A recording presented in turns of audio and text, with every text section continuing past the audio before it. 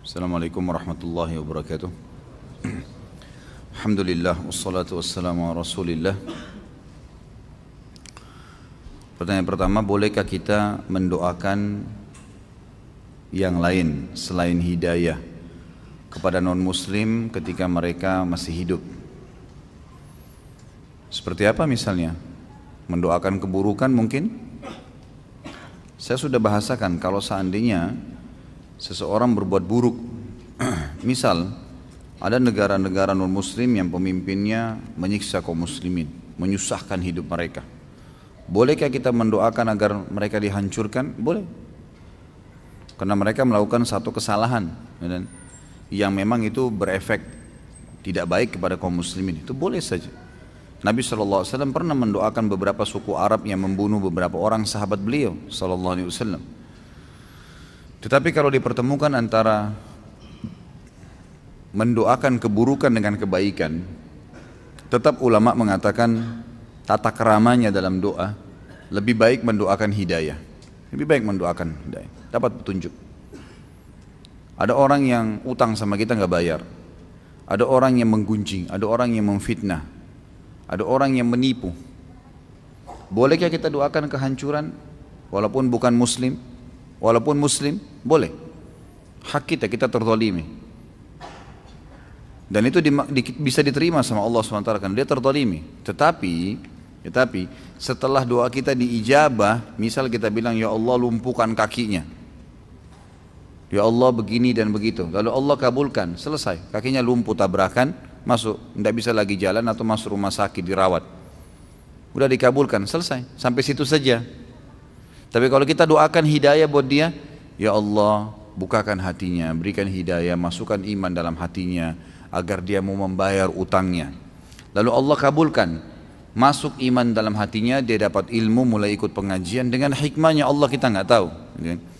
Kemudian dia jadi sadar kalau dia harus bayar utang, dia bayar utang kita, dan semenjak dia jadi baik karena doa kita, sampai dia meninggal kita panen pahalanya. Udah dapat hak kita, kita juga dapat pahala dari dia. Mana yang lebih baik? Tentu yang kedua. Karena hati manusia itu, hati kita ini harus betul-betul kita jaga gitu. Harus betul-betul kita jaga. Saya tidak tahu pertemuan lalu saya sudah sebutkan belum yang firman Allah Subhanahu wa taala, a'udzubillahi minasyaitonirrajim illa man atallaha biqalbin salim. Ada ayat sebelumnya tapi ini saksi bahasannya. Nanti hari kiamat itu tidak semua orang bisa ngomong sembarangan, tidak semua orang bisa selamat masuk surga tanpa hisab, kecuali ada keadaannya. Memang datang menuju kepada Allah dalam hati yang bersih, steril hatinya, qalbin salim, nggak pernah punya masalah sama orang. Saya udah katakan itu hari, perintah agama ikhwani, kalau ada orang berbuat jahat sama kita, yang paling pertama kita lakukan maafin dulu. Maafin dulu. Enak benar Ustaz, dia gunjing saya, dia fitnah saya, dia tidak bayar utangnya kepada saya, bahkan dia menipu saya, kok saya maafin? Ya memang perintah agama maafin, karena memaafkan itu akan membuat diri antum, hati antum sehat, nggak ada beban. Setelah kita maafkan, sudah saya maafin. Dia punya sebuah variabel hukum yang harus dihubungkan untuk selamat dari siksaan Allah dan ancaman Allah karena menipu, karena menggunjing, karena memfitnah. Itu untuk selamat dari azabnya Allah di dunia dan di akhirat, dia harus minta maaf dulu. Jadi kalau antum maafin tanpa dia minta maaf, tetap hukuman Allah datang kepada dia. Artinya nggak ada ruginya kita kalau maafin, kan? Tapi kitanya aman, hati kita aman. Karena hati ibarat sebuah ruangan, yang ruangan itu harus steril betul, lantainya bersih, kaca pintunya tertutup, AC-nya enak sejuk, ada pewangi ruangan, itu hati begitu. Antum masuk nyaman, dan itu cuma bisa dengan iman dan ilmu, nggak bisa yang lain. Kalau ruangan itu penuh dengan tulang-tulang bekas makanan, makanan sudah busuk, kemudian pakaian yang kotor, gitu kan? Terus pintu sama jendelanya terbuka, masuk gak binatang ke ruangan itu? Hah? Masuk gak? Serangga, kecoak, burung, anjing, semua masuk. Itu ibarat contoh dari saya hati manusia.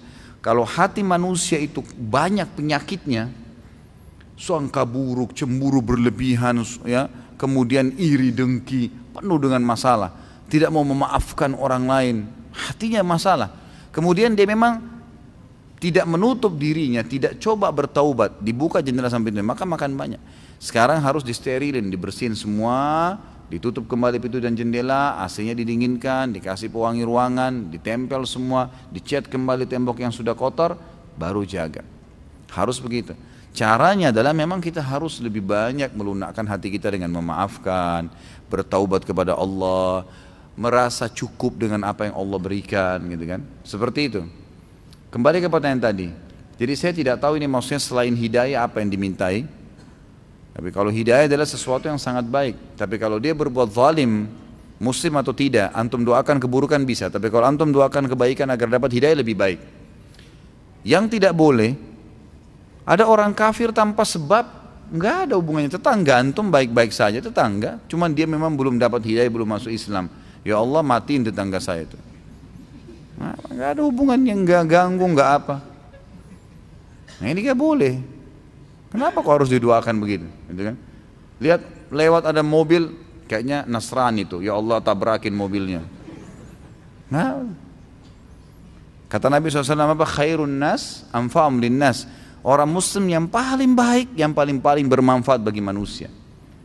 Kalau saya sudah pernah kasih contoh. Kita lihat ada orang tabrakan motor. Begitu kita mendekat mau bantu, ternyata ada kalung salibnya. Bantu nggak? Bantu. Nggak ada hubungannya, gitu kan? Saya sudah jelaskan kemarin. Ingat, jangan lihat orang dari performanya. Belum tentu. Banyak ikhwah begitu ikut pengajian, lihat orang lain yang paling pertama dilihat celananya jingkrang nggak? Kalau celananya isbal bahaya nih, ahli nar.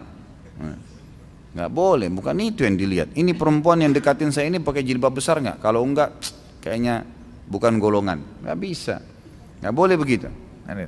Nggak boleh begitu. Saya menonton kajian dosa besar 53 via YouTube.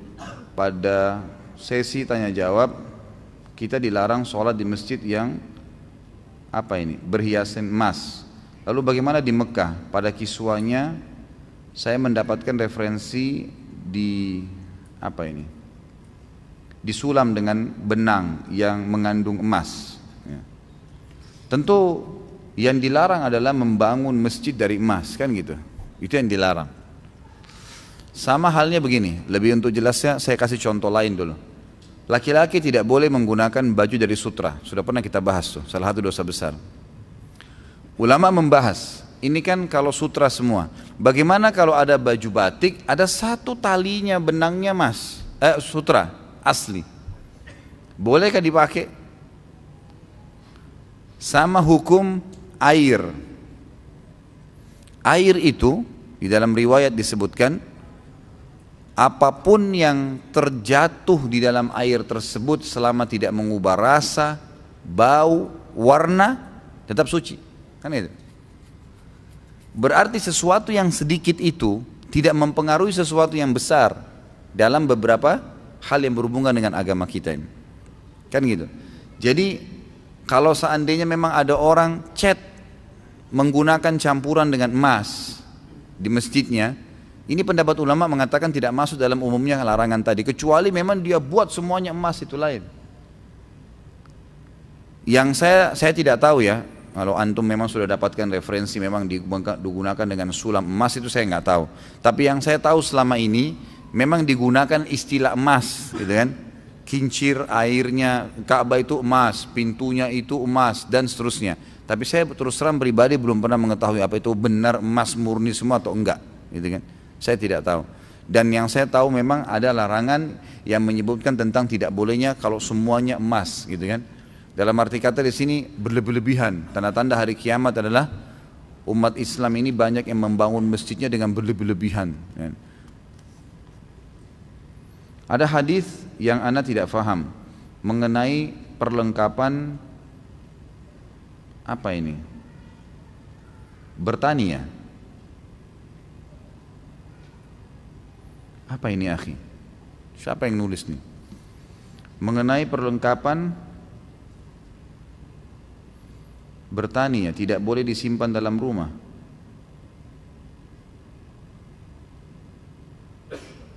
Mungkin maksudnya di kajian Bulughul Maram kali ya. Mungkin masalah fikih ini. Mengenai perlengkapan bertani tidak boleh disimpan di dalam rumah. Saya nggak pernah temukan hadisnya kalau ini, belum tahu. Mohon maaf, mungkin keterbatasan ilmu saya, tapi yang jelas saya belum pernah temukan nih. Masalah baju perlengkapan bertani tidak boleh disimpan dalam rumah. Itu saya tidak pernah tahu itu. Allahu a'lam. Yang kedua, tidak boleh membeli barang dari penduduk desa secara langsung. Apa benar? Yang ada hadisnya itu tidak boleh menahan produk yang datang dari desa ke kota, dari satu tempat ke tempat, di tengah jalan dihadang. Itu yang ada hadis. Saya sebutkan ini di dalam Bulughul Maram. Ada juga hadis yang melarang tidak bolehnya orang kota yang langsung mengambil barang dari desa, tetapi memang dia menzalimi orang-orang desa itu. Dalam arti kata, dia tahu nih orang-orang desa ini tidak faham, maka caranya adalah dia datang, dia membeli semua produk dan dia tekan harga. Mungkin dia beli cuma 10.000 rupiah, tapi dia jual di kota dengan 2 juta, 3 juta. Dia tahu orang-orang desa ini nggak tahu. Ada niat sedikit itu untuk menipu. Itu nggak boleh. Itu nggak boleh. Saya pernah dapat informasi waktu saya sering ke Irian dulu, tahun 2003 sampai 2007 kurang lebih, saya masih sering bolak-balik. Teman-teman kita di sana yang asli orang Irian di hutan, waktu awal-awal saya ke sana, dan ini kejadian sebelum saya datang malah diceritakan oleh beberapa jemaah masjid. Dulunya orang-orang di hutan ini nggak ngerti nilai, Ustadz, nilai kayu gaharu. Mereka ambil kayu gaharu dari hutan, mereka tidak tahu nilainya. Jadi mereka kalau datang itu, mereka cuma tahu uang yang ada gambar monyetnya, gitu kan. Pokoknya ada gambar monyetnya mau, gitu kan. Nah, datanglah beberapa orang-orang ini, diantaranya orang Muslim, dan ada yang sempat hadir di pengajian. Saya tegur, nggak boleh itu terjadi, gitu kan. Jadi dia datang, waktu itu kalau nggak salah uang 500 rupiah ya dulu tuh, kertas. Dia datang dibawa banyak nih, uang itu banyak sekali dibawa sama dia. Kemudian waktu gahrunya transaksi ditebarin di tanah, di lantai gitu untuk dilihat. Orang ini kemudian ambil uang yang tadi banyak, yang gambar monyet, disusun di atasnya gahru itu jadi banyak sekali. Orang hutan ini nggak ngerti, dia hitung pakai jarinya nih. Dia nggak ngerti nih, kemudian dia pakai jari kakinya sudah habis jarinya, gitu kan. Kemudian dia bingung mau hitung apa lagi, dia bilang cukup sudah nggak apa-apa. Padahal nilai yang dikasih itu kecil sekali dibandingkan dengan nilai kayu gahrunya. Karena orang ini dari kota, dia tahu nilainya gahru ini mahal, orang-orang ini nggak ngerti, maka dia permainkan dengan cara seperti itu. Ini yang ada larangannya. Dan saya sarankan insya Allah penanya bisa kembali ke kajian Bulughul Maram yang saya bahas itu ya. Mana yang lebih afdal ketika masbuk mendapati sudah duduk tahiyat akhir, mengikutinya atau buat jamaah baru jika ada? Karena saya pernah dengar dari Ustaz apabila tidak ruku tidak dihitung rakaat. Ya tentu saja tetap ikut, afdalnya tetap ikut, walaupun beberapa saat sebelum salam. Karena antum dihitung mendapatkan jamaah pertama. Jemaah pertama pahalanya beda dengan jemaah kedua. Jemaah pertama itu lebih masuk di awal waktu dihitung, lebih besar. Jadi lebih baik tetap ikut walaupun sudah tahiyat terakhir. Beda biidnillah dengan insya Allah itu apa? Biidnillah dengan izin Allah, kalau insya Allah kalau Allah mau. Ada perbedaan tipis, sama dengan kalau biidnillah itu kalau diizinkan. Insya Allah kalau Allah mau. Kalau diizinkan, saya mau datang ke rumah Anda, itu pakai kata-kata izin gitu kan. Kalau Anda mau, saya mau datang ke rumah Anda, nggak masuk ini. Tapi biasanya mau itu harus dari dianya. Saya mau Anda ke rumah saya, nah itu lain kan. Seperti itu membedakannya. Kalau izin ini berarti dari kita mungkin ya. Kalau sya itu berarti dari orang yang punya wewenang. Kurang lebih begitulah, gitu kan.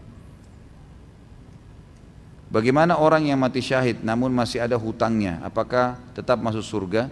Ini hadis sahih menjelaskan ya. Kalau dia mati syahid di darat, yang saya tahu ya, maka hadis sahih menjelaskan diampuni semua dosanya kecuali utang. Utang tetap dibayar. Tapi kalau dia mati syahid di lautan, di air, itu ada riwayat yang saya pernah dapatkan, diampuni semua termasuk hutangnya. Termasuk hutangnya. Apakah mengucapkan salam berlaku juga untuk non-muslim? Dan apakah kita wajib menjawab bila non-muslim tersebut memberikan salam kepada kita? Kalau kita memberikan salam kepada mereka itu tidak boleh. Hadis Nabi SAW yang berbunyi dalam hadis Bukhari, janganlah kalian memulai memberikan salam ahli kitab atau orang kafir. Nggak boleh kita mengatakan Assalamualaikum misalnya, atau kita mengucapkan salam lebih dulu. Itu adalah larangannya. Dan kalau mereka yang mengucapkan salam kepada kita dengan menggunakan salam kita, kembali juga di hadis Bukhari yang lain yang pernah sering saya ucapin hadis ini, waktu ada beberapa orang Yahudi melewati Nabi SAW yang sedang jalan bersama Aisyah lalu mengatakan Assalamualaikum. Assam bukan assalam. Assalam keselamatan, doa. Tapi kalau assam, bedanya cuma tidak ada alifnya saja, lamnya itu. Jadi kalau assam itu alif, lam, sin, alif, ya, mim. Kalau assalam kan alif, lam, sim, ada lam, lam alif baru mim. Jadi bedanya itu di lamnya itu. Kalau assam artinya kematian, kalau assalam keselamatan. Orang-orang Yahudi ini pikir Nabi SAW tidak dengar, maka mereka berkata, Assalamualaikum ya Muhammad. Assam artinya kematian. Nabi SAW jawab, Wa'alaikum. Artinya apa itu? Dan untuk kalian. Kan gitu. Maka Aisyah waktu itu radhiyallahu anha sempat marah. Aisyah berkata, ya Rasulullah, tidakkah anda dengar apa yang mereka bilang? Kata Nabi SAW, wahai Aisyah, tidak kau dengar apa yang saya jawab? Doa kita kepada Allah untuk mereka diterima, doa mereka kepada Allah untuk kita tidak diterima. Artinya waktu dia bilang kematian buat kalian, waktu saya bilang untuk kalian juga, berarti dia kena doa kita, tapi kita nggak kena doanya. Orang Islam kalau doakan orang Muslim diterima, tapi orang Muslim doakan Muslim tidak akan diterima sama Allah Subhanahu Wa Taala. Jadi dari hadis ini ulama mengambil kesimpulan kalau ahli kitab atau orang kafir memberikan salam, Assalamualaikum, kita jawab saja Wa'alaikum. Cukup dengan jawaban yang Nabi SAW ajarkan itu. Apa hukumnya dalam syariat Islam memasang bendera di depan rumah dalam rangka perayaan hari kemerdekaan? Yang saya tahu, Allahu a'lam tidak apa-apa. Yang saya tahu, nggak masalah. Selama memang dia tidak menyembah bendera itu. Simbol. Bendera kan juga di zaman Nabi SAW dipakai ya. Di peperangan ada bendera. Simbol, bahwasanya ini simbol negara. Karena Indonesia ditahu memang ada benderanya warna itu, ya sudah nggak apa-apa. Ini karena merayakan hari kemerdekaan yang menunjukkan kegembiraan, simbol. Kalau saya Allah alam yang saya tahu tidak apa-apa. Tapi kalau dia menganggap bendera itu punya kelebihan, punya kesaktian, itu nggak boleh. Seperti ada orang terlalu berlebihan itu.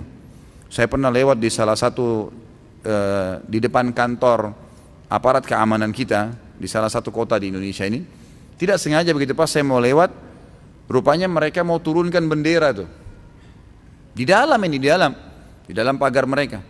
Jalanan semua ditutup, mobil saya juga ditahan, semua ditahan di belakang, suruh tunggu bendera turun. Kenapa ini? Apa hubungannya? Coba kalau sholat azan tahan tidak mobil, masa bendera digituin? Nggak boleh ini, kalau ini nggak boleh, gitu kan? Ini berlebihan ini. Tapi kalau hanya sekedar memajang karena mengikuti pemerintah kita sebagai simbol negara kegembiraan, insya Allah setahu saya nggak apa-apa. Asal tidak ada hubungan di situ variabel kalau ini ada kesaktiannya lah, merah putih itu sakti atau apa hubungannya? Nggak ada hubungannya sama sekali. Bagaimana cara membedakan bisikan yang datang dari syaitan atau kata hati kita sendiri? Kadang-kadang ketika sholat di dalam hati suka bicara sendiri. Bagaimana cara menyikapinya Ustaz? Sahkah sholatnya? Bagaimana hatinya bicara sendiri nih? Allah mengatakan alladzi yuwaswisu fi sudurin nas. Apa bahasanya setelahnya? Minal jinnati wan nas. Yang bisikin itu syaitan. Kalau dalam jiwa kita sendiri, gitu kan? Jinnati wan nas. Sebagian ulama tafsir mengatakan nas ini termasuk jiwa memang dia, jiwa dia sendiri. Dia kadang-kadang berbicara. Ya cara masalah membedakan atau tidak membedakan itu umumnya ulama bilang kalau bisikan-bisikan dalam hati cenderung kepada keburukan, misal malas beribadah, mau berbuat maksiat, cenderung pada keburukan, menunda-nunda ibadah, bisa dari syaitan, bisa dari jiwa dia yang ammaratun bisu, karena jiwa manusia ada yang cenderung kepada keburukan, ada itu harus dilawan, ditepis. Tapi umumnya ulama mengatakan syaitan menunggangi itu jiwa yang ammaratun bisu dan dia bergabung di situ. Qarin di sebelah kita, syaitan yang di sebelah kita itu selalu menunggangi sisi jiwa kita yang ada kecenderungan pada keburukan, gitu kan. Potensi itu ada, makanya ditepis. Semua bisikan yang termotivasi untuk ibadah, kita lihat fakir miskin lewat, tiba-tiba dalam hati kita bantu tuh, kesian. Telepon tuh orang tua, sudah lama ini tidak telepon ayah saya, mau silaturahim, mau bakti sama orang tua. Oh, mau bantu ada tetangga yang lagi sakit, atau ada orang yang lagi sakit mau dijenguk di rumah sakit, ada bisikan, itu berarti positif, diikutin. Itu juga dari malaikat atau dari jiwa dia yang memang cenderung dengan kebaikan. Seringnya seseorang itu mengasah jiwanya dalam kebaikan, akan membuat jiwanya lebih pekah, gitu kan, dalam kebaikan itu. Dan seringnya seseorang melatih dirinya, jiwanya dalam keburukan, akan membuat lebih pekah dalam keburukan itu. Bahkan kata ulama, bisa jiwa lebih hebat keburukannya daripada syaitan, dan bisa juga jiwa lebih hebat daripada bisikannya malaikat dalam kebaikan. Tergantung bagaimana dia membiasakan dirinya, gitu. Tapi umumnya syaitan menunggangi keburukan, kecenderungan burukan tersebut, dan malaikat juga menunggangi potensi baik dalam jiwa manusia. Bagaimana hukumnya sholat di tempat kerja instansi yang haram, misal di kantor, bank atau asuransi? Tetapkah sah sholatnya?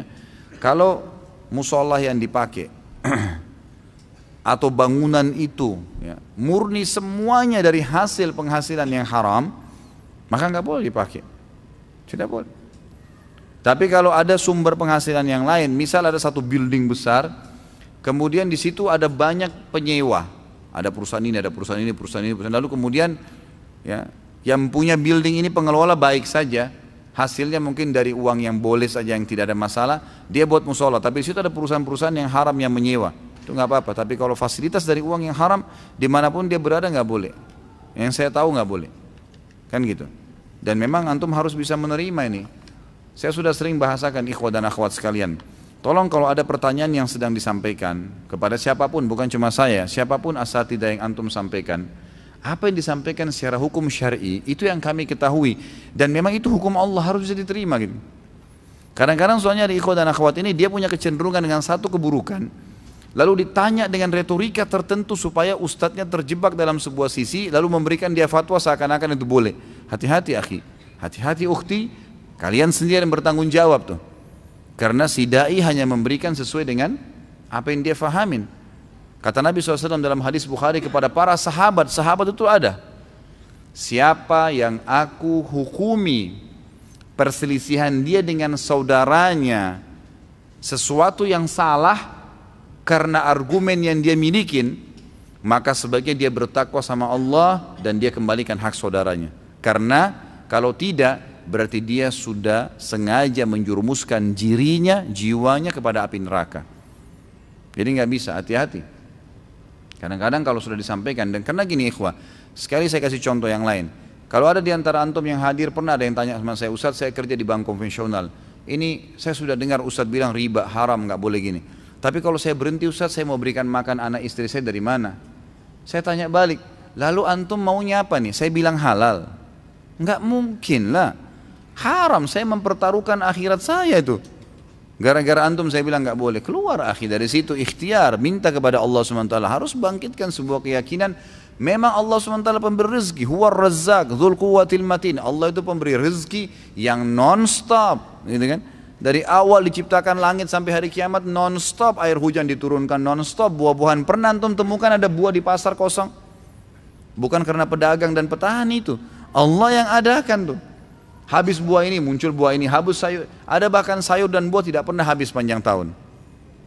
Ayam tuh yang antum makan, ayam itu populasinya sudah dinilai, diteliti oleh para ahli, ternyata jumlahnya berlipat dibandingkan dari jumlah manusia. Setiap hari miliaran ayam disembelih, tapi nggak habis-habis tuh. Nggak habis-habis. Itu peternaknya, penyebab saja. Yang ada kan itu Allah SWT, Allah libatkan tangan-tangan manusia, tapi itu ada. Allah berikan rezeki, semut di lubangnya, Allah berikan rezeki, terus antum takut, dari mana ini? Kan gitu. Kadang-kadang Ustadz juga kesian, pesawat ini sudah patah sayapnya dua-dua, ayo Ustadz selamatin pesawatnya. Pernah ada ibu gitu tanya sama saya, mau Ramadan, 3 hari lagi Ramadan nih. Ustadz saya mau tanya, saya punya utang Ramadan. Baik, terima kasih Soleh.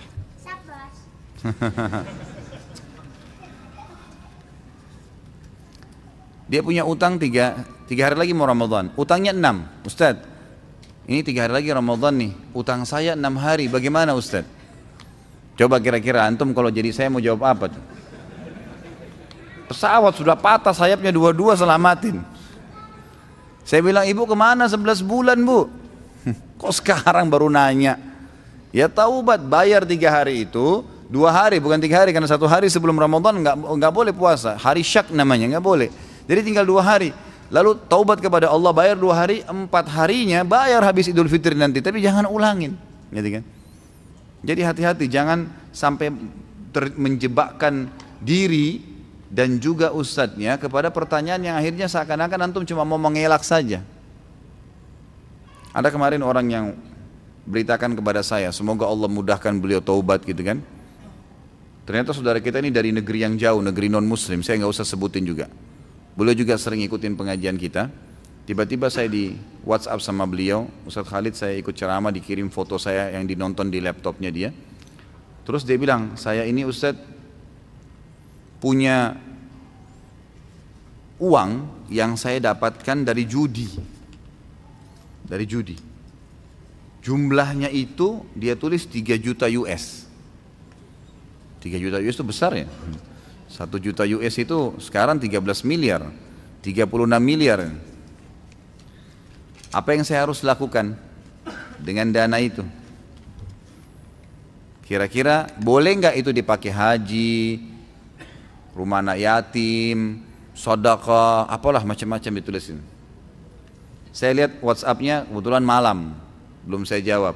Saya tunggu besok baru saya jawab gitu. Saya bilang, setahu saya Pak, sumber haram Allah nggak terima. Karena memang Nabi SAW mengatakan, Inna Allah tayyibun la yaqbalu illa tayyiba. Allah itu suci, tidak akan terima kecuali yang suci saja. Nggak mungkin. Bunga bank, hasil judi, itu dianggap uang yang tidak suci. Allah nggak terima. Dan harus segera dialokasikan. Hukumnya kembali kepada hukum asal, tidak ada pemiliknya. Bunga bank itu tidak ada pemiliknya. Uang judi itu tidak ada pemiliknya. Dianggap itu uang yang kembali kepada hukum asal. Sama dengan orang kalau bawa kambing, dibawa ke kuburan, niatnya untuk kuburan itu kembali ke hukum asal. Antum boleh ambil kambingnya, nggak ada pemiliknya. Jadi Allah SWT pemiliknya. Tapi kalau pendapatan yang sumber haram, Allah kena tidak terima, dipakai fasilitas umum saja gitu. Saya bilang, setahu saya sumber haram nggak boleh, Allah nggak terima. Rupanya mungkin uang ini sudah dipakai. Lalu dia bilang sama saya, tapi uang ini saya sudah pakai usaha dan usahanya sudah maju. Bagaimana kira-kira? Masih berusaha untuk mendapatkan jalan ini, boleh kan? Saya bilang ini nggak boleh, tetap sumber usaha antum tetap nggak boleh. Ada satu solusi dalam syariat. Saya pernah dipanggil ceramah di salah satu masjid di Jakarta ini. Ternyata yang bangun itu dari uang riba bank, gitu kan? Pas saya ceramah di situ sekali, saya nggak tahu. Ternyata banyak asatidzah, teman-teman dai-dai saya, teman-teman saya dai yang sunnah juga ngisi di situ. Mungkin mereka nggak tahu ya. Begitu saya iseng tanya, ini siapa yang punya masjidnya? Oh, bank ini, dan dibangun dari uang hasil itu. Maaf, mulai hari ini saya nggak ngisi di sini. Loh kenapa Ustaz? Ini uang dari uang riba bangun masjidnya. Bagaimana caranya saya bisa sholat di sini? Nggak bisa, akhi. Baik, bagaimana solusi Ustaz? Solusinya, berapa dulu nilainya masjid ini dibangun pakai uang itu? Antum kan sekarang sudah ada celengan masjid, maka halalkan tempat ini. Caranya, misal nilai dulu dibangun 150 juta, gitu kan? Maka keluarkan dari uang celengan sekarang 150 juta, niatkan menebus uang yang awal, jadi halal tuh masjidnya. Bisa. Saya bilang sama saudara kita ini, antum mulai sekarang sudah harus ada proses, nggak boleh dibiarin. Jadi sudah harus ada sumber yang halal, ditutupin pelan-pelan nilai perusahaan yang pernah dari uang haram itu, sampai memang nilai pembelian awalnya, pembangunan awalnya selesai dengan uang halal, yang lainnya yang haram itu dikeluarkan. Dan selama sumbernya haram, jangan dianggap bisa jadi sedekah, karena ulama mengatakan tidak jadi pahala tuh. Pahalanya kita kalau kita taubat, itu sudah tidak ada hukum, tidak ada hubungannya. Bunga bank yang kita keluarkan, walaupun sudah dibangunkan sekian hektar lahan, ya, untuk kegiatan sosial, kegiatan umum, fasilitas umum, WC umum kah, jalanan lah dan segala, tetap tidak ada pahalanya karena itu uang haram asalnya. Tapi kita aman karena mengeluarkan diri kita dari uang yang haram sehingga jauh dari azab Allah Subhanahu wa taala. Lalu saya ingatkan, terlepas daripada Anda mau alokasikan kemanapun dana itu, ingat 3 poin. Yang pertama, ajal itu bisa datang setiap saat. Dan hati-hati dengan poin ini. Yang kedua, semua sumber yang haram akan berefek-efek kemana-mana ini. Akan macam-macam. Ada lagi poin ketiga tapi saya tidak teringat sekarang, saya tuliskan kepada beliau dan semoga Allah SWT mudahkan. Tapi yang saya ingin titik beratkan ikhwah, harusnya kita lebih jeli dan harus hati-hati secara individu karena Allah SWT akan menghisap kita dan memang itu akan datang pasti, janjinya Allah akan datang. Ana ingin tanya, ada orang mengaku sunnah, pakai celana gantung, jenggot, jidat hitam, akan tetapi musikan oke, pacaran jalan terus, merokoknya lancar. Padahal sudah dikasih tahu. Bagaimana jika orang itu sudah tahu dilarang Islam tapi masih bodoh? Golongan apakah orang tersebut menurut Islam? Mohon penjelasannya Ustaz. Dia orang mukmin yang bermaksiat, bukan golongan khusus. Tapi kan saya pernah jelaskan, kalau masih ingat, dosa dan maksiat itu dua-dua punya amal soleh dan dosa itu punya kenikmatan, gitu kan? Kita kalau ibadah kayak gini, antum hadir di majelis ilmu nih, kalau antum ikhlaskan niat, ada kenikmatannya nih. Kalau tidak nikmat, antum nggak bakal betah duduk. Ada sesuatu yang kita dapatkan, ada kenikmatannya ibadah itu. Dosa, seperti orang lawannya majelis ilmu ke diskotik, ke bar, ada kenikmatannya. Tapi dua kenikmatan nggak bisa disatukan, mustahil, nggak mungkin. Orang yang hadir di majelis ilmu, dia nggak akan hadir di situ. Orang yang hadir di situ, dia susah hadir di majelis ilmu. Ya, yang orang suka di majelis ilmu setiap malam cari pengajian dimanapun, mereka akan, tidak mungkin lewat aja depan diskotik merasa alergi lari. Orang yang biasa tiap malam di diskotik lihat masjid lari, gitu kan? Pengajian dia nggak mau, gitu kan? Nggak bisa ketemu dua kenikmatan ini. Dan orang yang menikmatin ibadahnya akan maksimal, imannya akan terasa, nikmatnya ada. Orang yang maksimal juga dalam dosanya, dia rasakan nikmatnya dosa itu. Yang jadi masalah orang yang di tengah-tengah. Dia masih buat pahala, juga buat dosa. Ini di sini nggak enak, di sini nggak enak. Ini tadi contohnya misalnya, dia sudah pelihara jenggot, apalagi masya Allah bahasanya dahinya sudah hitam. Ini orang dahinya hitam kecuali kalau memang sengaja digosok-gosok ya.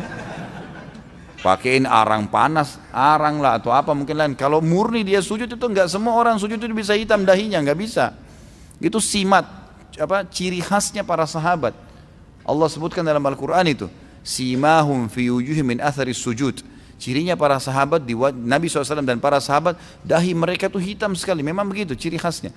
Kalau dia betul-betul ini sujud kepada Allah SWT, kemudian dia masih berpacaran tadi, ya, pastikan dia kalau jalan dan mau digandeng sama pacarnya, dia ketakutan tuh.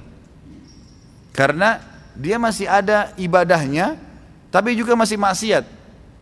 Dan kalau dia sholat, kalau dia ibadah itu tidak ada kehusyuan. Enggak ada kehusyuan, karena masih ada dosa yang mengganjal. Tidak bisa bersatu dua ini. Saya kasih contoh lain. Kalau ada orang sholat 5 waktu tapi masih mabuk. Jam 2 malam dia mabuk. Tapi di otaknya dia, ini sebentar jam 4 azan subuh nih. Enak gak mabuknya? Gak enak mabuknya itu. Setengah-setengah itu. Karena dia masih pikirin sholat. Coba kalau yang maksimal di dosanya, dia nggak pikirin sholat, maka dia mabuk, dia teler, terkapar di jalan, dia nggak peduli. Jadi orang yang seperti ini ada golongan begini, tapi golongan ini nggak khusyuk dalam ibadah, yakin nggak bisa betah dalam ibadah, gelisah di dosa pun dia nggak enak, terlalu merasa terganggu, ketakutan kalau melakukan ini. Maka tentu semoga Allah berikan hidayah ya, sayang sekali. Makanya saya bilang ikhwan dan akhwat sekalian, sekaligus menjadi orang baik, istiqomah sekalian, kita betul-betul rasakan kenikmatan iman seperti sahabat sampai dipanggil jihad berperang, siap semuanya dilakukan karena sudah maksimal di situ. Atau orang menjadi orang yang buruk sekalian, memang dia buruk, memang dia tidak ada beban tentang masalah dosa, nggak ada beban, udah memang dia merasa ini kenikmatan. Begitu kalau di tengah-tengah ini nggak ada sama sekali. Tapi ingat, di sini ke surga, ini ke neraka. Saya nggak suruh ini ya, jangan nanti bubar bilang Ustadz Khalid bilang maksimal maksiat aja. Ingat, saya sudah ingatkan, ini ujung-ujungnya neraka. Tapi saya mengatakan ada kenikmatan yang dirasakan di dua perbuatan ini, gitu kan. Jadi yang di tengah-tengah ini nggak nyaman. Semoga Allah berikan hidayah, karena aneh ini. Dan sebagian ulama membahas masalah khusus hitamnya dahi. Itu mereka mengatakan kalau seseorang itu betul-betul dekat dengan Allah, Allah akan berikan dahinya hitam walaupun dia sholat di lantai yang bersih. Dengan izin Allah. Kapan dia buat maksiat berkurang tuh hitamnya. Lama-lama kalau dia tinggalkan ibadah, khusyuknya hilang, maka hilang dengan sendirinya. Makanya satu hal yang aneh kalau dia seperti ini, tetap maksiat banyak dilakukan, kemudian dahinya hitam gitu kan. Ini Allahu alam ya. Apakah memang itu asli atau palsu, Allahu alam. Ketika kita memberikan pinjaman lalu kita tidak pernah nagih utang tersebut, apakah kita mendapat pahala sedekah dan bisa memilih bidadari? Kenapa ada bidadari nih? Ini mulai cari gara-gara malam-malam ya. Saya lihat kalau sudah pertanyaan yang ke-20 udah mulai ada poligami, bidadari. Memanas-manasin akhwat di belakang ya. Kalau antum maafin, dapat pahala. Kalau antum biarin sampai jatuh tempo, dapat pahala. Gitu kan? Tapi kalau antum tidak nagih, ini lain ini, ada bahasan sendiri. Antum membiarkan orang dalam kemungkaran, tidak boleh. Jadi menagih utang itu wajib kata ulama. Sebagaimana orang yang sudah utang wajib membayar kalau punya kemampuan. Kata Nabi SAW, matlul ghani zulm, penolakan, penundaan pembayaran bagi orang yang sudah mampu utangnya, kezaliman, dosa besar. Kata ulama dari hadis ini juga termasuk dosa bagi orang yang punya piutang, yang piutang ini enggak nagih, enggak ingatin. Kalau dia sudah ingatin tetap tidak mau, maka itu lain, tetap berpahala sedekah. Dalam hadis lain Hasan, sanad Hasan diriwayatkan Imam Ahmad berbunyi, siapa yang meminjamkan sesuatu hartanya kepada orang lain, maka seakan-akan dia bersedekah dengan setengah daripada apa yang dia utangkan itu, gitu kan? Kalau masalah hadis ya, yang dipilihkan dari bidadari ini, itu ada hadis yang lain memang berbunyi, siapa yang, kalau yang saya tahu ya hadisnya, itu ada hadis yang pertama berbunyi, siapa yang memiliki utang, memiliki piutang sama orang lain, lalu dia memaafkan pada saat orang itu tidak mampu, maka dia akan diselamatkan dari ya, beban yang berat pada hari kiamat. Riwayat lain, dia akan disuruh milih dari bidadari yang dia ingin pada hari kiamat. Memang ada riwayat seperti itu. Tapi setelah antum nagih ya, jadi tagih itu penting, karena harus mengingatkan dia dalam kesalahannya, atau mungkin dia lupa memang itu. Bacaan dalam sholat, Quran dan doa, dalam kurungnya, apakah dibaca dalam hati sudah cukup pada saat sholat sendiri atau harus terdengar walaupun pelan? Saya sudah pernah jelaskan ini. Jadi hindari bacaan dalam hati, keluarkan dengan lisan kita walaupun cuma kita yang dengar, karena sholat cuma dibagi dua, jahar atau sir. Jahar itu ngerasin suara terdengar oleh orang lain, dan sir itu mengecilin suara sebatas dia dengar sendiri, jadi bukan menghilangkan suara. Antum kalau hilangkan suara itu sudah hilang, itu mengkhayal nanti. Nggak ada suara sama sekali itu akan mengkhayal. Tambah lagi tutup mata tidur. Gitu kan. Jadi jangan antum bilang oh kalau tutup mata lebih khusyuk, ini nggak benar. Karena Nabi SAW mengatakan Allah dan malaikatnya terus memberikan salam kepada orang yang berada di saf awal. Riwayatnya mengatakan yang matanya tetap tertuju ke tempat sujudnya, gitu kan. Jadi kita disuruh buka mata, disuruh kerasin suara sebatas kita yang dengar saja. Alhamdulillahirrabbilalamin arrahmanirrahim. Karena ucapan mulut yang bersuara ini memperdengarkan kuping, membuat dua anggota tubuh ini connect ya, sehingga lebih konsen, ya, lebih konsen. Ditambah mata yang terbuka melihat tempat sujud itu akan membuat orang lebih khusyuk. Ini pendapat ulama. Imam Syafi'i mau mengatakan tiada ilmu tanpa sanad. Al-Hafidh Imam Ats-Tsauri mengatakan penuntut ilmu tanpa sanad bagaikan orang yang ingin naik ke atap rumah tanpa tangga. Imam Abu Yazid Al-Bustami mengatakan barang siapa yang tidak memiliki susunan guru dalam bimbingan agamanya tidak ragu lagi niscaya gurunya adalah syaitan. Afwan Ustaz, bagaimana dengan sanad Ustaz Khalid? Bagaimana hukumnya bila menuntut ilmu dengan guru yang belum jelas sanadnya? Gitu. Sanad itu yang dimaksud di sini, yang dimaksud oleh Imam Syafi'i, Imam Tsauri, ini semua yang dimaksud adalah yang poin pertama masalah mengambil hadis, gitu kan? Mengambil hadis ini itu di zaman-zaman ulama-ulama besar kita kayak Imam Syafi'i, tadi Imam Tsauri, ini zaman-zaman tabi'in, tabi'in, mereka mengambil sanad ilmu itu langsung dari tabi'in, sahabat, lalu Nabi SAW. Maka ini diistilahkan dengan sanad, mereka mengambil dari jalur itu untuk ilmu. Maka mereka bilang kalau ada orang yang mau meriwayatkan makna kata mereka, kalau ada orang yang mau meriwayatkan dari sahabat di zaman itu tanpa mempelajari siapa muridnya sahabat dan dia belajar dari muridnya sahabat, berarti sama dengan istilah setan yang disebutkan ini. Seperti orang yang mau naik ke rumah, atap rumah tanpa tangga dan seterusnya, karena dia langsung kan mau ngambil. Seperti itulah ya. Kemudian berkembanglah dengan berjalannya waktu, berkembanglah ilmu-ilmu pengetahuan gitu kan, berkembang pengetahuan. Maka dinukil kepada kita sampai batas tabi'in, generasi imam 4 ya, Imam Syafi'i, Imam Ahmad tadi, Imam Abu Hanifah, Imam Malik, ini dianggap generasi emas. Sampai di sini karena mereka langsung mengambil dari tabi'in, dari sahabat, maka sampai di sini kalau dinukil dari buku-buku mereka, buku-buku orang ini seperti Imam Malik menulis kitab Muwatta misalnya, gitu kan? Imam Syafi'i punya kitab namanya Kitabul Memang itu beliau tulis sendiri dengan tangannya, ditulis dengan tangannya. Ini loh saya begini. Lalu buku itu sampai sekarang terabadikan dengan izin Allah sampai kepada kita, sampai kepada kita. Pada saat kita baca, kita nggak butuh rentetan sanad ke situ, karena kita sudah baca langsung tulisannya dia ini. Kecuali kalau kita cuma dengar dan tidak ada referensi, gitu kan? Itu lain.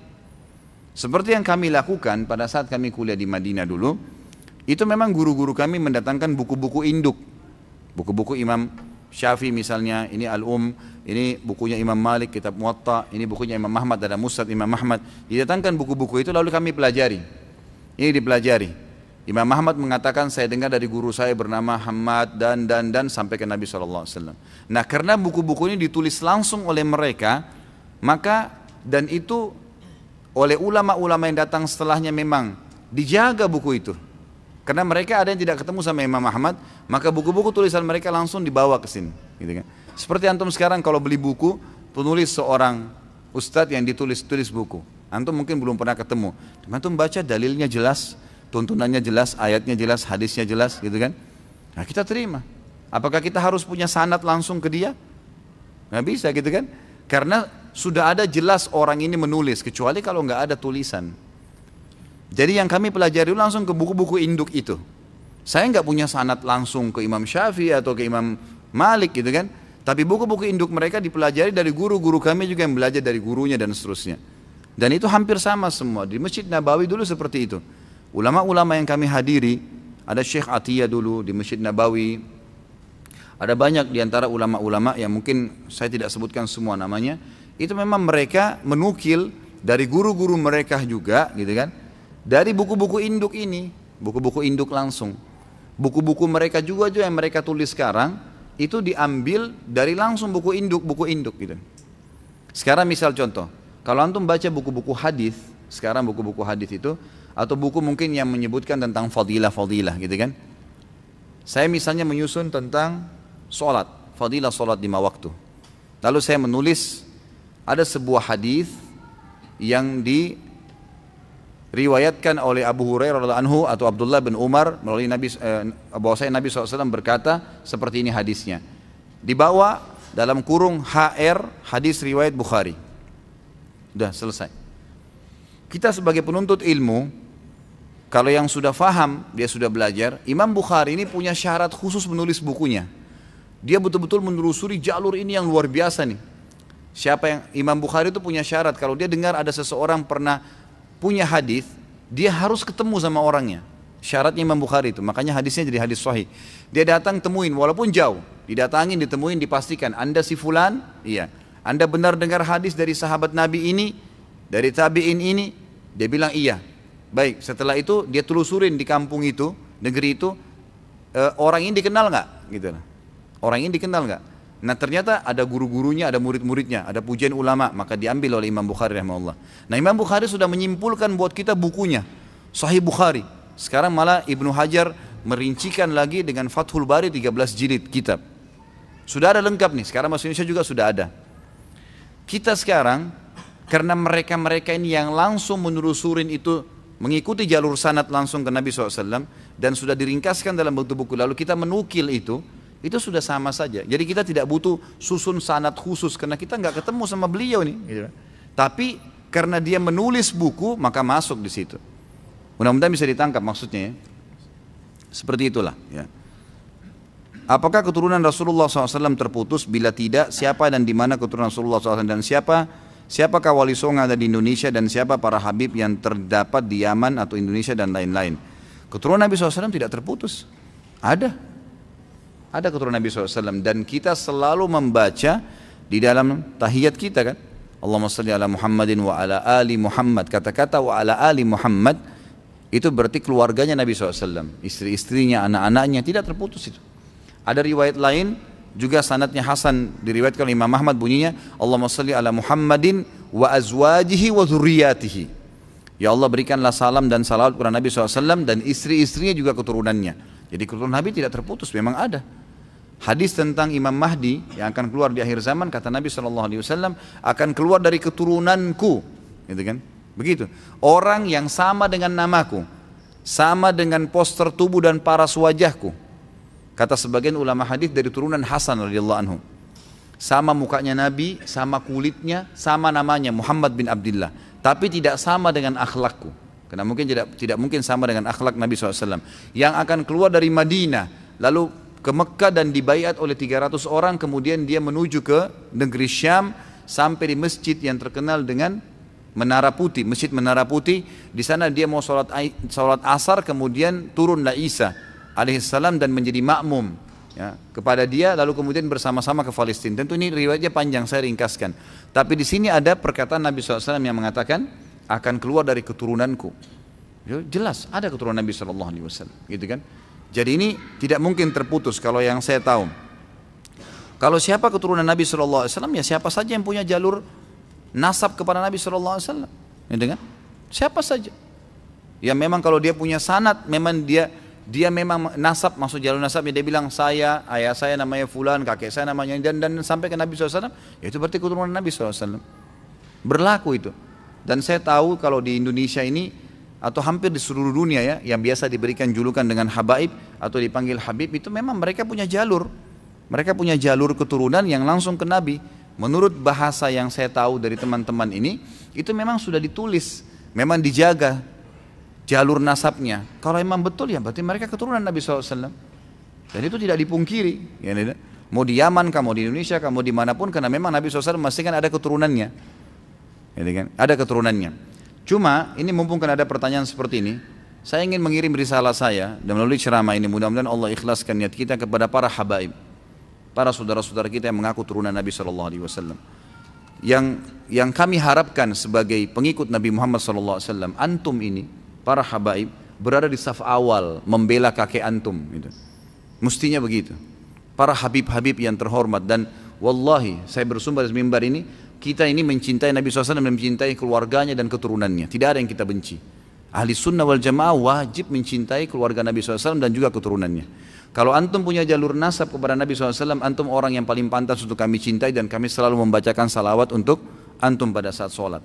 Tetapi yang sering tersebar di masyarakat, malah antum kebanyakan, tidak, ada orang-orang yang malah jauh dari ajaran kakeknya sendiri Nabi Muhammad SAW. Kenapa ini? Mestinya antum berada di saf awal, bukan malah orang-orang yang jauh dari keturunan Nabi SAW. Mestinya antum yang berada di saf-saf awal membela, mempertahankan kemurnian sunnah kakek kalian Nabi Muhammad SAW. Ini enggak kita temukan. Banyak orang-orang yang bukan dari turunan Nabi SAW mempertahankan kemurnian. Rasulullah kerjain, kita kerjain, tidak dikerjain, kita tidak kerjain. Datang orang yang mengaku habib ini lalu melawan nih. Seakan-akan, kamu ini ngarang-ngarang. Kami punya madhab sendiri. Ini kenapa akhi? Ya, itu. Maka risalah yang saya sampaikan, semoga Allah ya memuliakan kita semua dan termasuk turunan Nabi SAW, karena kita wajib mencintai mereka, dan justru karena kita cinta kepada mereka kita sampaikan ini. Mestinya antum yang berada di saf pertama, ikhwani. Mestinya antum yang berada pertama, wahai akhwati, yang dipanggil habaib, yang dipanggil syarifah. Ini semua mestinya ada di saf-saf awal membela ajaran kakek kalian. Jangan lagi malah antum yang menjadi pentolan Syiah, yang mencaci maki istri Nabi, istri kakeknya dicaci maki kok diterima, gitu kan? Yang mengkafirkan para sahabat Nabi, orang-orang yang menjadi sahabat. Kalau antum sendiri bersahabat dengan orang-orang, kemudian sahabat antum dicelah, berarti sebenarnya antum juga lagi dicela, antum salah pilih teman dong, gitu kan? Mestinya harus kita ini, antum ini harus yang di saf pertama, yang membela itu. Semua sahabat Nabi, semua istri Nabi, harusnya dibela. Nggak bisa. Itu istri kayak kami dan ummahatil mu'minin. Allah sebutkan dalam Al-Quran begini. Para sahabat Nabi, Allah ridho kepada mereka. Mestinya antum yang pertama. Kami ini mendukung itu. Mestinya kan begitu. Jadi ini semestinya memang sampai kepada para habaib kita. Yang tentunya kita mencintai mereka karena diperintahkan dalam agama kita. Allahu alam. Itu yang saya ketahui. Kalau masalah Wali Songo ini saya nggak tahu terus terang. Ya. Saya tidak terlalu banyak membaca sejarah tentang mereka. Saya cuma tahu mereka adalah dai-dai. Allahu alam apakah memang mereka itu dari turunan Nabi SAW juga saya tidak tahu. Ya, mungkin antum bisa kembali kepada teman-teman dai dan ustadz yang lebih memahami masalah itu. Saya baru mengaji, saya ingin bertanya pada ustadz, kenapa Allah menciptakan api neraka? Bukankah Allah Maha Pengasih dan Penyayang pada hambanya? Dan kenapa Allah harus menciptakan syaitan sebagai ujian pada kita? Bagaimana juga dengan parade tauhid yang akan diadakan tanggal 16 nanti, apakah saya boleh ikut? Ya. Jadi begini, yang paling pertama dulu, ada beberapa keputusan yang kita bisa tanya, ada yang tidak. Saya kasih contoh gini, kalau saudara kita yang bertanya ini, antum kerja di satu perusahaan, perusahaan itu punya building, gitu kan? Warna buildingnya coklat, jendelanya 1000 jendela misalnya, liftnya warna abu-abu, bentuk di dalam keramiknya warnanya ini. Lalu antum datang, dibuka pendaftaran untuk jadi pegawai, antum masuk jadi pegawai. Waktu antum jadi pegawai, kira-kira yang antum lakukan pertama, tanya dan protes kenapa buildingnya warna coklat, kenapa liftnya warna abu-abu, kenapa begini dan begitu? Atau antum fokus ke tugas antum? Hah, kira-kira yang mana nih? Fokus ke tugas kan? Masalah dia mau bangun building warna coklat kah, mau 5 tingkat kah, mau 7 tingkat kah, mau 50, itu hak dia. Ini coba tarik ke contoh ini. Jadi ada hak ilahiyah yang tidak bisa kita bantah. Kalau kita mau protes sampai ke situ, itu jauh sekali tuh. Nanti yang hal kecil, kenapa sholat duhur dan asar 4 rakaat 4 rakaat? Kenapa Allah buat begini ya? Kenapa enggak? Ini jam 12 siang 4 rakaat, jam 4 siang, jam 4 sore 4 rakaat. Digabung aja jam 2 siang sekalian 4. Kenapa ya Allah 2? Enggak bisa, kita enggak punya wewenang di situ. Kita enggak punya wewenang. Sama tadi kita masuk kerja, kita enggak bisa bahas. Apalagi kalau sampai dalam, nih tukangnya siapa yang buat nih tembok? Di dalamnya komposisinya apa nih? Kan lebih dalam, lebih macam, jadi rumit nanti, gitu kan? Jadi rumit. Tapi saya sedikit memberikan wacana begini. Allah Subhanahu wa taala sebagai pencipta menyayang, gitu kan? Memang penyayang, menyayangi kita. Bukti penyayangnya adalah kalau antum berbuat dosa, umur misalnya seseorang 60 tahun. Anggap dia balik umur 15 tahun. Berarti ada dari 60 tahun 45 tahun. 45 tahun ini semua maksiat. Semua zina, riba, macam-macam dilakukan sama dia. Pas umur 60 tahun, sudah 45 tahun buat maksiat, umur 61 tahun taubat kepada Allah. Menyesal ya Allah, saya baru tahu ini kalau ini dosa, saya taubat. Diampuni nggak? Hah? Ini masih hidup nggak ini? Tidak ada jawaban. Hah? Nanti kalau ada yang tanya poligami baru semangat. Ini ikhwah ini memang nih. Jadi diampuni dosanya kan? Diampuni. Itu berarti maha rahmatnya Allah. Allah betul memang menciptakan surga dan neraka. Dan Allah mengatakan pada surga, hai surga kau, dalam hadis Bukhari, dalam hadis Qudsi ya, hai surga kau adalah rahmatku, yang aku akan balas hamba-hambaku yang patuh dan bertakwa. Dan wahai neraka kau adalah azabku, yang aku gunakan untuk menghukum orang-orang yang membangkang. Gitu kan? Allah Subhanahu wa ta'ala sebagai pencipta meletakkan peraturan-peraturan. Antum kerja di perusahaan, ada peraturan tuh, masuk jam 7, keluar jam 5, pekerjaannya 1, 2, 3, 4, 5, gajinya begini, peraturannya ada. Ada pelanggaran, ada juga hukuman-hukuman bagi yang melanggar, yang tidak masuk 3 hari berturut-turut tanpa alasan maka dipecat. Pekerjaannya tidak selesai akan begini, peraturan perusahaan. Ya kita masuk perusahaan kita ikuti peraturannya, gitu ya. Kita seperti itulah, kita ikuti peraturan Allah Subhanahu wa taala. Nah, surga dan neraka sudah diciptakan sama Allah. Allah tuntun nih, kerjakan 1 2 3 4 5, ini surga. Surga itu begini, luar biasa nikmatnya. Hati-hati jangan langgar ya. Kalau di kantor tadi, langgar kamu dipecat loh. Nggak bisa lagi diterima. Sudah dicoret namanya. Udah nggak mungkin biar melamar berapa kali pun, bawa surat dari menteri pun tidak diterima. Baik, dikasih tahu, tetap dia langgar, dipecat dari perusahaan. Ini Allah mengatakan, ini pelanggaran-pelanggaran ya, jangan dilakukan, nanti masuk neraka loh, neraka itu begini, dijelaskan, gitu kan. Nah sekarang tinggal kita, dengan akal sehat kita, mestinya kita pilih yang baik dong masuk surga, jangan pilih yang masuk neraka, mestinya kan begitu. Allah SWT menciptakan ini, meletakkan peraturan-peraturan dengan kemahakuasaannya. Dan kalau kita mau hubungkan di sini, kasih sayangnya Allah SWT, Allah nggak mau kita masuk neraka. Allah nggak mau masuk neraka. Sampai kata Nabi SAW, wala yahliku illa halik. Nggak ada orang yang mencelakakan dirinya nanti masuk neraka, kecuali memang orang yang bobrok sekali. Karena dia walaupun sebelum meninggal dunia beberapa saat kalau sempat taubat, dan memang kata ulama, semua orang yang berbuat dosa, Allah tiap saat kirimkan sinyal penyesalan. Subhanallah, nggak ada orang buat dosa itu nggak nyesel. Dimasukin walaupun dia penjahat, itu setiap habis membunuh atau dia habis berzina, habis mencuri, itu biar mulutnya senyum, tetap dalam hatinya itu ada kecamuk penyesalan. Itu sinyal dari Allah untuk supaya dia kembali ke jalan Allah SWT. Terus diingatkan. Nanti kalau dia tidak mau betul-betul, tidak mau memang membangkang, baru Allah SWT binasakan. Fir'aun itu sampai detik terakhir sebelum tenggelam, masih Allah lihatkan tanda-tanda kebesarannya. Musa alaihissalam hantamkan tongkatnya, naik air itu dilihat sama dia. Musa dia sudah luar biasa kaget melihat air bisa berdiri seperti tembok yang besar. Dia Musa taubat. Allah masih kata sama tidak, sengaja cekap ya, ngotot untuk memburu Musa alaihissalam. Tenggelamkan sama Allah, masuk neraka. Nah orang yang seperti ini sudah masuk neraka memang wajar gitu kan. Karena memang ada orang yang membangkang, ada orang yang patuh. Allah SWT memberikan seperti itu, wewenang Allah Subhanahu Wa Taala. Kalau kenapa Allah syaitan itu istilah, itu kan, istilah bagi golongan yang fasik dan kafir dari jin. Sama dengan manusia, gitu kan. Allah menciptakan semuanya, diberikan potensi baik dan buruk, tapi mereka mau membangkang, gitu kan. Mereka mau membangkang, maka mereka pun akhirnya Allah SWT biarkan. Tapi sudah diancam tuh, diancam. Apa kata Nabi SAW dalam hadis riwayat Muslim? Kalau ada seseorang yang membaca ayat, ada tilawah, sujud tilawahnya, kemudian dia sujud, maka syaitan yang ada di sebelahnya menangis sambil berkata, dia diperintahkan sujud, tapi lalu dia sujud, maka dia masuk surga.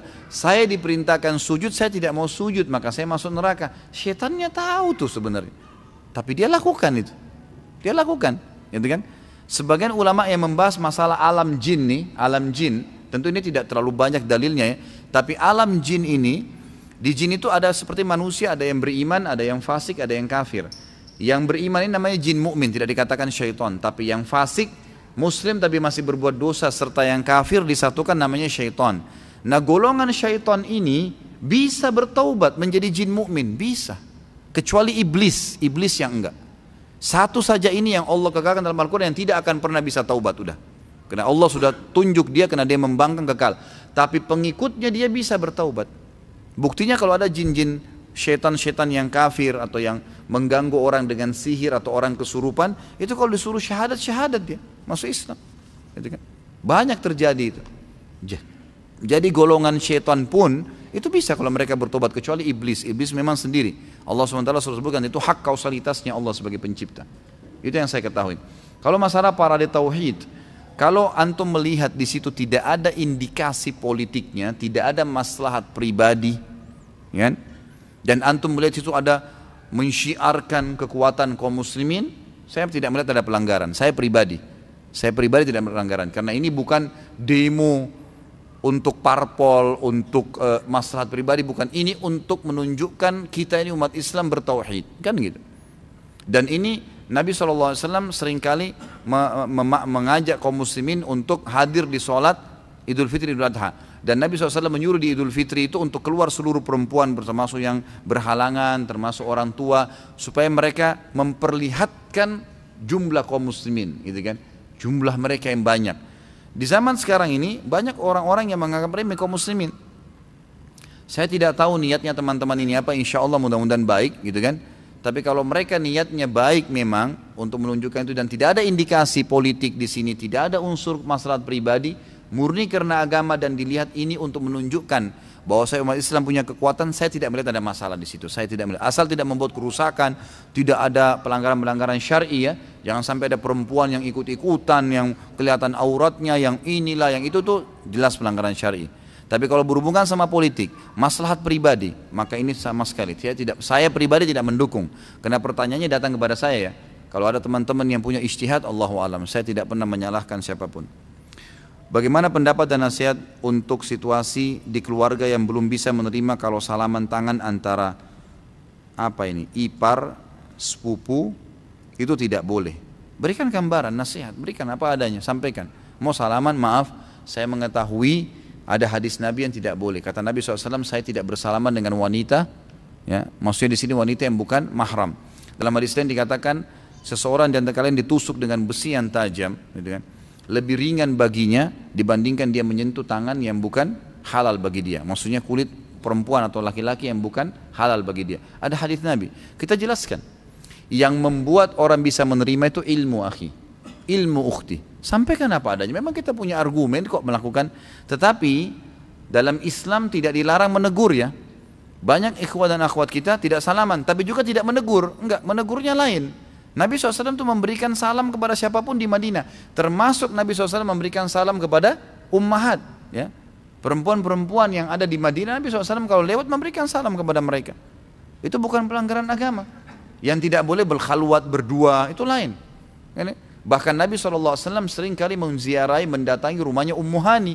Ummu Hani ini ibunya Anas bin Malik, sahabat Nabi yang mulia. Jadi Ummu Hani ini menghadiahkan Anas bin Malik kepada Nabi SAW. Anas bin Malik ini sahabat Nabi yang banyak memberikan hadis ya.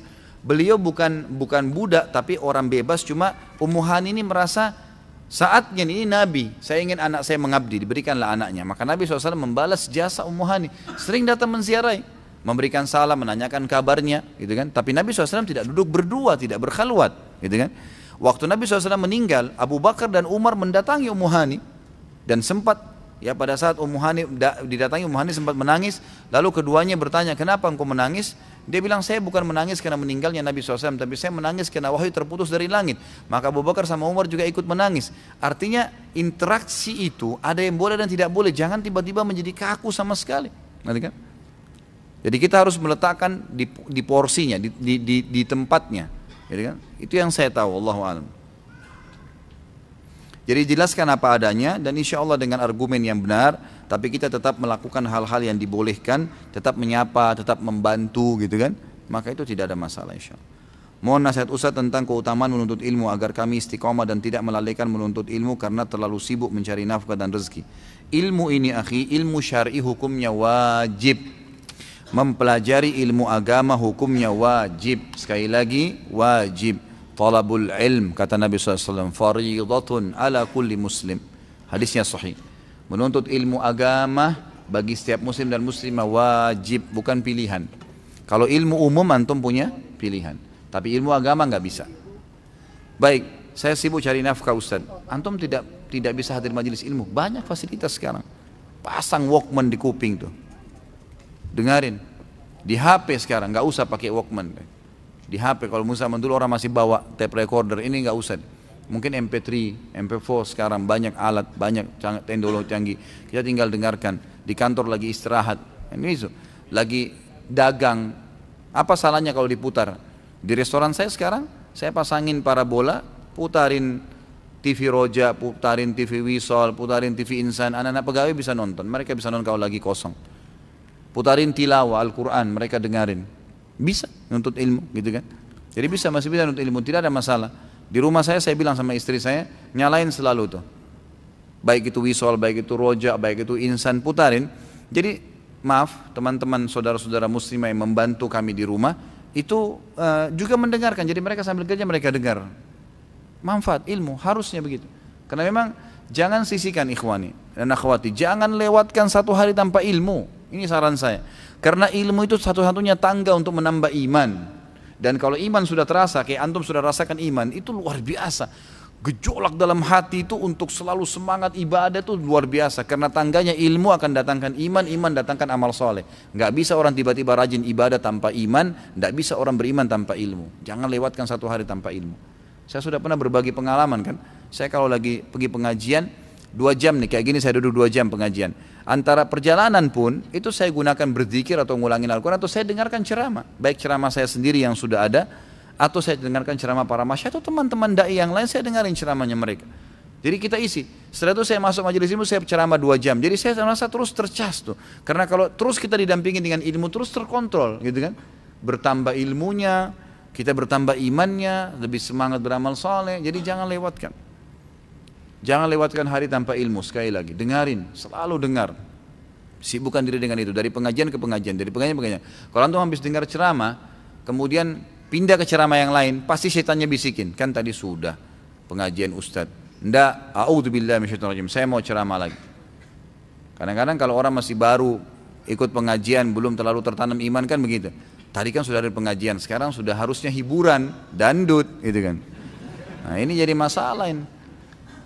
Ilmunya terkikis tadi gitu kan, karena begini, jadi memang harus ilmu. Apabila kita masuk atau mengikuti suatu majelis, namun dalam pembahasannya menyinggung dan menyakiti intelijensi atau perasaan dari si penimba ilmu, bagaimana adabnya? Tergantung ya, antum juga jangan terlalu sensitif kan itu. Jangan ustadznya lagi bahas masalah riba, wah ini ustadz nyorotin saya nih, padahal tidak dikenal, antum tidak dikenal. Jangan sampai tadi tersinggung nih gara-gara saya bahas riba nih. Antum jangan terlalu sensitif gitu kan. Ada di pengajian orang baru cerai, ustadznya belum bicara masalah cerai itu begini, wah ini ustadz tahu saya, dari mana gini, nggak ada yang ngerti, kan gitu. Ini jangan sensitif.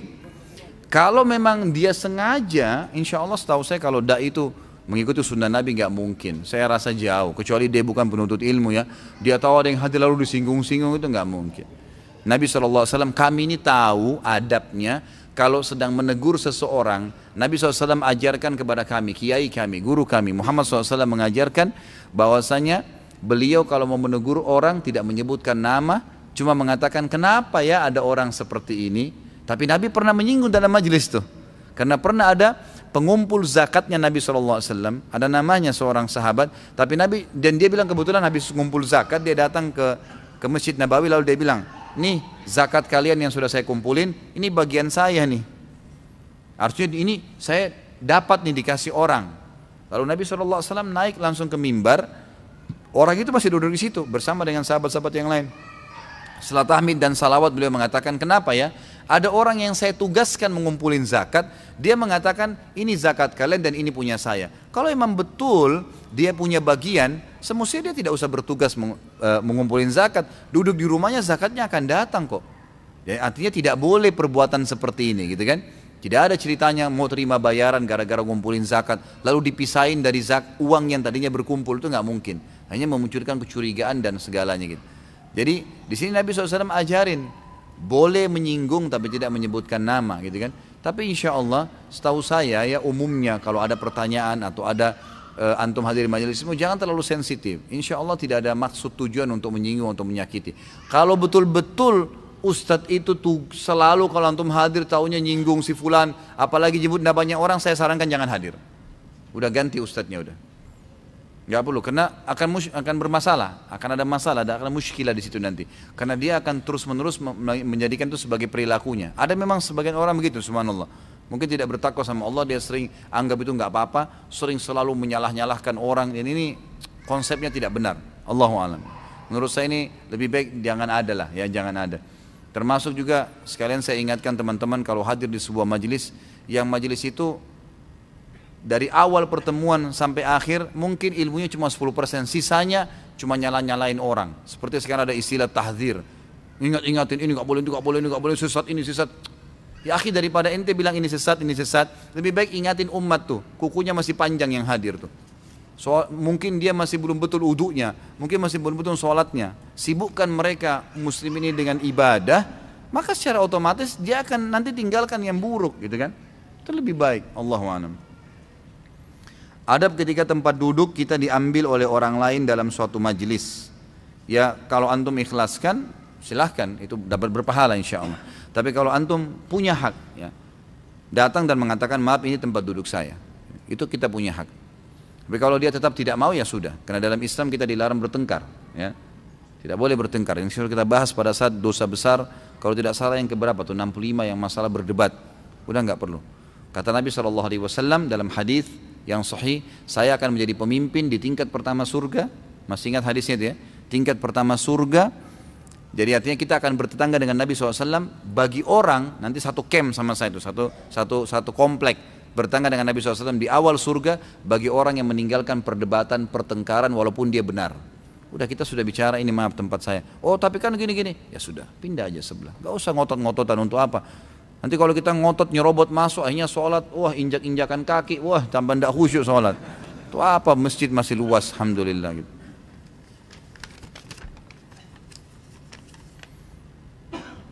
Ustaz, saya anak muda yang kadang tergelincir kemaksiatan seperti halnya fitnah wanita di akhir zaman ini. Saya meminta solusi dan saran dari Ustaz.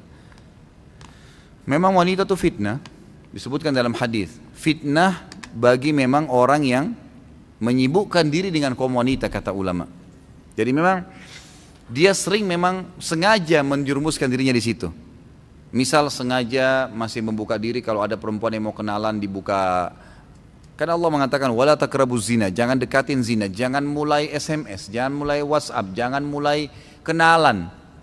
Kalau sudah mau nikah minta sama Allah, ya Allah tunjukin saya wanita yang baik ya Allah. Insya Allah Allah akan petunjuk. Nanti tiba-tiba ada kecenderungan, ada cocok dan seterusnya. Bukan saja, karena kalau kita buka percuma. Kalau kita tetap membuka pintu itu akan jadi masalah. Laki-laki juga sebenarnya fitnah bagi perempuan ya. Bagi perempuan yang membuka dirinya pada fitnah itu. Sama bahasa saya gitu kan. Jadi saran saya yang pertama adalah antum tutup semua fasilitas yang berhubungan dengan lawan jenis ini. Apapun sifatnya. Misalnya interaksi yang sering terjadi, tontonan yang sering menonton, itu memang harus ditutup. Itu yang pertama, tutup dulu. Jadi kalau rumah kita ada yang lubang sehingga angin masuk dan kita rasa dingin, apa yang antum lakukan pertama? Pakai selimut atau tutup lubang dulu? Tutup lubang dulu. Kalau antum pakai selimut masih dingin karena masih terbuka, tutup dulu itu pintu maksiat. Antum leluasa nanti, biar nggak pakai selimut nggak apa-apa, ibadahnya enak tuh, berhentiin dulu itu. Karena ini bahaya nih, ini virus berbahaya, gitu kan? Jadi memang harusnya begitu, tutup semua fasilitas itu, jangan ada. Kemudian kalau memang antum sudah sampai pada tingkat merasa akan terjerumus pada perzinahan karena gejolaknya syahwat, kalau sudah punya kemampuan secara kejiwaan menikah dan menikah dengan orang yang sepadan. Sepadan ini artinya bisa jalan, sejalan, postur tubuhnya, paras wajahnya tidak jauh, keadaan ekonominya tidak jauh, jenjang pendidikannya tidak jauh. Jadi sepadan, bisa masuk tuh, komunikasinya masuk. Saya pernah kasih contoh, jangan ikhwah gaji 3 juta, nikah sama akhwat yang kosmetikanya 10 juta. Nggak bakal nyambung, habis uang antum itu gitu kan, nggak bisa. Jadi harus cari yang sepadan, nikah dengan yang sepadan. Kalau juga belum punya kemampuan, oh saya masih kuliah Ustaz, saya masih belum bisa. Oh saya masih baru kerja 2 bulan, pengen 1 tahun dulu baru nikah. Baik, sunnah Nabi SAW berpuasa. Berbanyak puasa, Senin Kamis, puasa Ayyamul Bid gitu kan. Sambil menutup tadi pintu-pintu maksiat, insya Allah akan aman.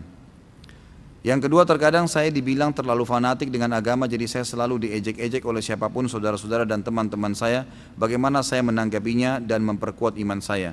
Tawan dengan senyum. Kamu alim ya?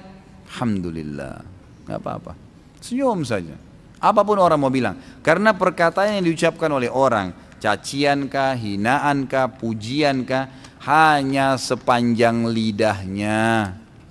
Gak bisa apa-apa. Kalau antum diejek-ejek, antum senyum saja, anggap biasa. Ya.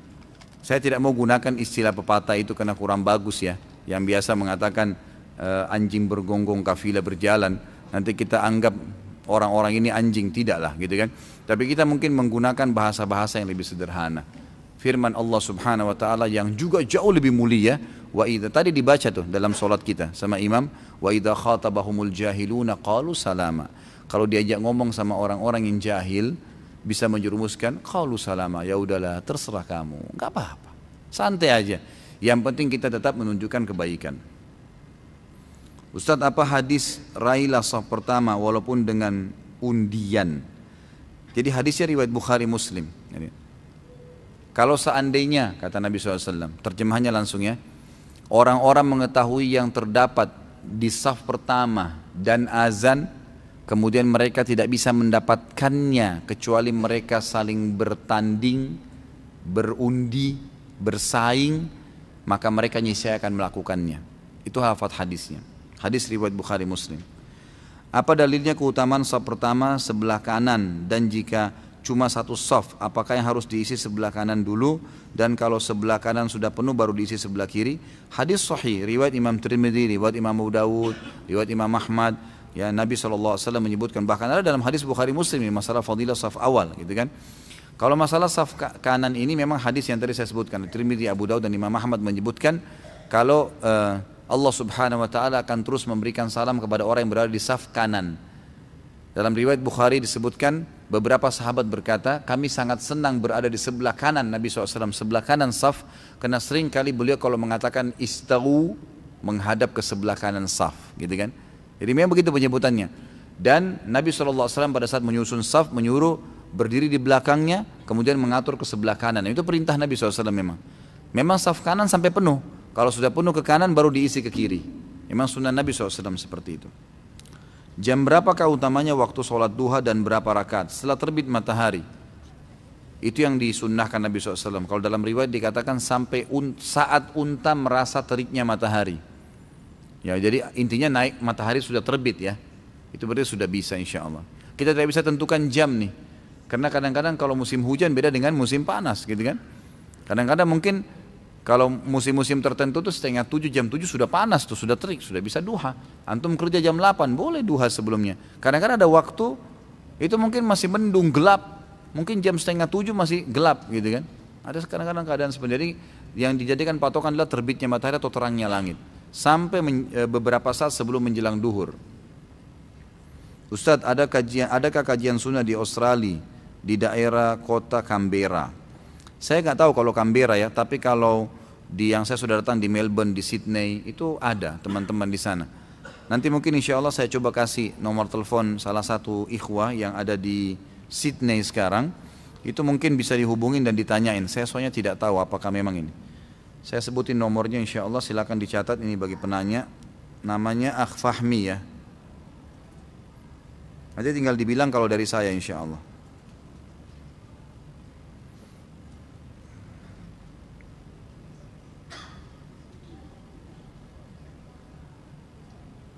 Atau bisa ditanyakan ke saudara Akh Faris, nomornya +61 44 9-nya 3 kali 8728 +61 44 93 kali 8728. Kalau yang satu lagi Akh Fahmi ya. Ini soalnya teman-teman yang undang saya ke sana, jadi saya tahunya mungkin mereka bisa punya link ke situ ya. Kalau saudara Fahmi ini +61 42 037 5664 +61 42 037 5664. Sebab Canberra saya tidak tahu ini. Tapi mungkin yang paling dekat dengan Canberra kalau tidak salah Sydney ya. Jika di tempat kita atau luar negeri tidak terdengar suara azan, berdosakah jika seorang laki-laki sholat di rumahnya berjamaah dengan teman-temannya karena tidak terdengar azan?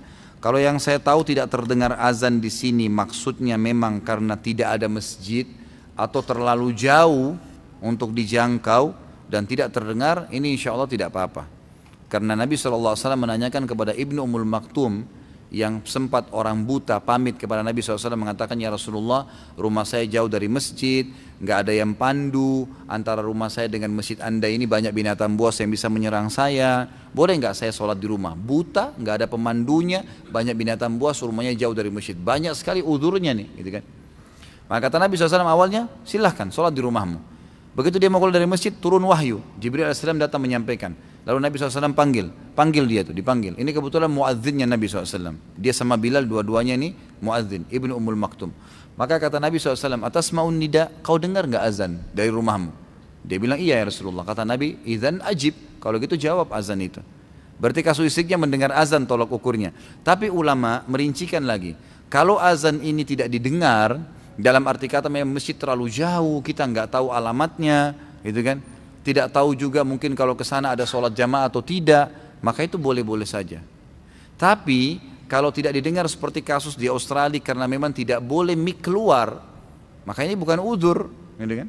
Karena memang tidak mungkin kita bisa dengar azan di jalanan kalau di Australia. Karena memang tidak boleh, dilarang di dalam ya, suaranya. Maka ini bukan udzur. Bila seseorang berhutang pada bank, salah satu bank untuk PNS, ketika permintaan hutangnya sudah turun di tangannya, namun qadarullah beliau meninggal dan ada perjanjian sebelumnya antara beliau dengan bank. Jika si peminjam meninggal maka hutangnya dianggap lunas. Apakah pada hukum atau di hadapan Allah beliau hutangnya dianggap lunas atau menjadi tanggungan keluarga ahli warisnya? Tentu kalau pemilik piutang sudah memaafkan, ya sudah. Terlepas dari bank, individu A dan B. A meminjamkan uang kepada si B.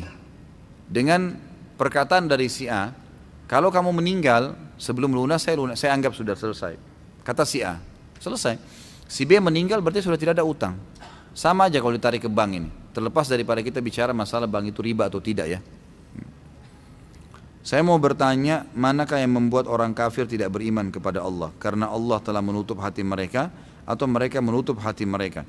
Jadi awalnya mereka menutup hati mereka. Awalnya dari mereka itu.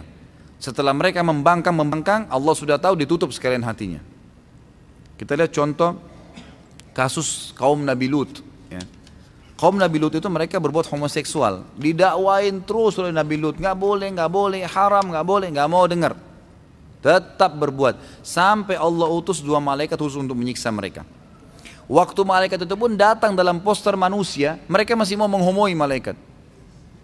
Masih mau tuh, ganggu. Kata Nabi Lut, ini tamu saya, malu kalian. Enggak, Lut kau tahu apa yang kami mau. Kata Nabi Lut, nikahi anak-anak saya punya anak perempuan nih. Enggak mau, kau tahu apa yang kami mau. Mau tetap homoseksual. Apa kata para malaikat? Wahai Lut, kami utusan Tuhanmu. Mereka tidak akan pernah bisa menjangkau kami. Dan ini ya sudah datang perintah Tuhanmu untuk menghancurkan mereka. Enggak usah khawatir. Dalam 3 hari ini mereka akan merasakan kenikmatan yang mereka sudah rasakan dunia dari makan, minum, tidur dan segalanya bercanda. Tapi setelah itu akan datang azab Allah. Kau akan keluar dengan keluargamu kecuali istrimu yang akan juga kena azab, gitu kan? Jadi di sini penyampaian yang disampaikan oleh ya, tadi Nabi Lut alaihissalam mendakwai mereka sampai akhirnya mereka menolak.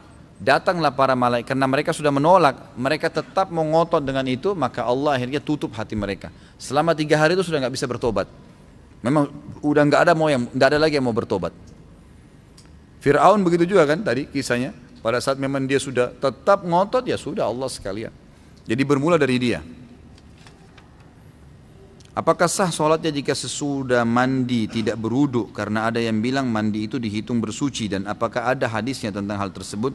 Ini ada ijtihad ya, upaya sebagian ulama dalam fikih mengatakan kalau seseorang itu mandi dan pada saat mandi dia memang menjama seluruh anggota wudunya dan dia niatkan sekalian wudu, maka sudah tidak perlu berwudu lagi. Ini pendapat. Tapi sebagian lagi, dan Allahu alam, saya bicara selalu pribadi di majelis saya pribadi lebih cenderung dengan wudu lagi. Saya pribadi, karena memang ini ijtihad, tidak mengikuti dalil, tidak ada dalil khusus masalah itu. Justru yang kita tidak pernah temukan dalil bahwasanya Nabi SAW menggabungkan antara mandi sama wudu. Artinya setelah mandi nggak wudu lagi. Seperti contoh misalnya kasus mandi junub. Mandi junub itu kan mandi ya, tapi ada wudunya tuh. Ada wudu dalam mandi itu, gitu kan? Dan ulama hadis sepakat mengatakan lebih afdal seseorang, walaupun tadi kan mandi junub cuci telapak tangan 3 kali, cuci wajah 3 kali, mencuci kemaluan 3 sampai bersih, wudu seperti wudu sholat, lalu kemudian mengambil air dengan jari-jari lalu menjama bagian sisi kanan kepala sampai terasa di kulit kepala, lalu menyiram sisi kanan tubuh, lalu kemudian menyiram seluruh tubuh, gitu kan? Sudah ada wudunya nih. Kata sebagian besar ulama hadis, setelah dia mandi junub pun tetap lebih afdal dia wudu lagi untuk sholat. Karena itu tadi wudunya wudu mandi. Jadi yang kita temukan malah dalilnya ada wudu pada saat mandi itu. Maka pendapat yang mengatakan dianggap sudah tidak ada masalah, dia sudah wudu, ya itu pendapat. Tapi dalil khusus yang menyebutkan kalau sudah mandi tidak perlu wudu lagi ini tidak pernah ada gitu. Allahu a'lam, ini yang saya ketahui. Seorang akhwat memakai cadar, apakah sah sholatnya karena hidungnya tidak menyentuh bumi karena terhalang oleh cadarnya? Gak ada masalah, gak ada masalah insya Allah. Karena memang ini pendapat ya, ulama mengatakan hidung yang dilapis dengan kain, kalau orang itu sakit kah atau wanita itu bercadar karena takut fitnah kalau terlihat, maka itu dianggap memang hal yang tidak menghalangi antara hidung dia dengan, dianggap cadarnya itu seperti sejadahnya, gitu, seperti sejadahnya, sebenarnya seperti itu ya. Maka itu dianggap tidak ada masalah, ini pendapat sebagian ulama. Dan lebih baik kalau seorang muslimah sholat cadarnya dibuka, itu lebih baik. Karena memang sunnah Nabi SAW pada saat sholat wanita membuka wajah dan telapak tangannya kan gitu. Itu yang ada dalam hadis. Apa benar Ustaz ada Nabi yang mempunyai istri sampai 99? Ada. Nabi Sulaiman alaihissalam. Ada. Bahkan dalam hadis Bukhari itu disebutkan bahwasanya Sulaiman alaihissalam berkata, malam ini saya akan mengelilingi 99 istri saya, gitu kan. Allahu a'lam yang dimaksud ini apakah istri semua atau ada selirnya, karena ini kan Nabi Sulaiman punya hukum tersendiri, bukan seperti hukum kita ya. Kemudian dia bilang, saya akan menggauli semuanya dalam satu malam dan semuanya akan melahirkan seorang mujahid. Tapi Sulaiman alaihissalam waktu itu tidak menyebutkan insya Allah, kata Nabi SAW. Maka akhirnya tidak melahirkan kecuali satu orang saja. Tidak hamil kecuali satu orang saja. Kalau Sulaiman alaihissalam mengucapkan insya Allah, maka Allah akan kabulkan. Maka Allah akan kabulkan. Jadi ada itu memang. Itu hadis Bukhari. Bagaimana hukumnya zikir memakai tasbih? Tasbih ini hadisnya sebenarnya yang membolehkan itu kembali kepada riwayat Tirmidzi yang khilaf ulama tentang kesahihannya. Umumnya ulama ada yang mendhaifkan riwayat ini. Tentang waktu Nabi SAW menuju ke masjid, kemudian menemui Ummu Salamah yang sedang berzikir sambil menghitung batu, gitu kan. Setelah itu Nabi SAW pulang dari masjid menemui Ummu Salamah masih memakai batu, subhanallah, alhamdulillah, sambil hitung dengan batu. Kata Nabi SAW, wahai Ummu Salamah, apakah kau kerjakan ini dari tadi? Dari sebelum saya pergi kamu zikir dengan cara ini? Dia bilang iya. Kata Nabi SAW, saya sudah membaca zikir yang mengalahkan jumlah pahala zikirmu dengan cara saya membaca, misal habis subhanallah baca ada khalqihi wa ridha nafsihi wa zinata arsy wa midada kalimati, sejumlah makhluknya Allah. Jadi bilang subhanallah ada khalqi, sejumlah makhluknya, wa ridha nafsi, sampai dia ridho dengan dirinya sendiri Allah SWT, wa zinata arsy, sebanyak jumlah perhiasan singgasananya, wa midada kalimati, juga sebanyak jumlah kalimat-kalimatnya. Maka itu mengalahkan. Ulama yang mendhaifkan hadis ini mengatakan ini hadis yang menyebutkan tentang adanya hitungan dengan benda, bukan dengan tangan, gitu kan. Maka mereka mendhaifkan ini, mereka melemahkan, dan dengan melemahkan hadis ini, kalau hadis lemah itu tidak terlalu lemah, bukan karena ada pendusta dan tidak bertolak belakang dengan hadis sahih, hukumnya boleh dipakai dalam fadail amal, dalam amal-amal sunnah ya. Tapi ternyata pendapat pertama mengatakan ada hadis Nabi yang diriwayatkan oleh Imam Bukhari berbunyi, tangan jari yang dipakai bertasbih itu akan menjadi saksi hari kiamat, menjadi saksi pada hari kiamat. Maka pendapat pertama mengatakan, maka kalau dipertemukan antara hadis ini yang sahih, tasbih berhitung dengan jari menjadi saksi hari kiamat, dan ini Ummu Salamah menggunakan batu sementara hadisnya lemah, maka didahulukan yang ini, otomatis kan gitu. Maka mereka mengatakan ini lemah tertolak dengan hadis sahih, maka itu adalah perbuatan yang bid'ah, gitu kan? Tidak dibolehkan. Pendapat kedua mengatakan tidak bentrok antara hadis pertama dengan hadis kedua, tidak bentrok, karena hadis pertama hanya menjelaskan perilaku Ummu Salamah yang menggunakan batu. Hadis kedua menyebutkan tentang lebih baiknya kalau menggunakan jari. Kalau dilihat ini tidak ada bentrok menurut pendapat ulama yang kedua. Maka lebih afdal menggunakan jari, tapi tidak disalahkan kalau menggunakan tasbih. Seperti itu.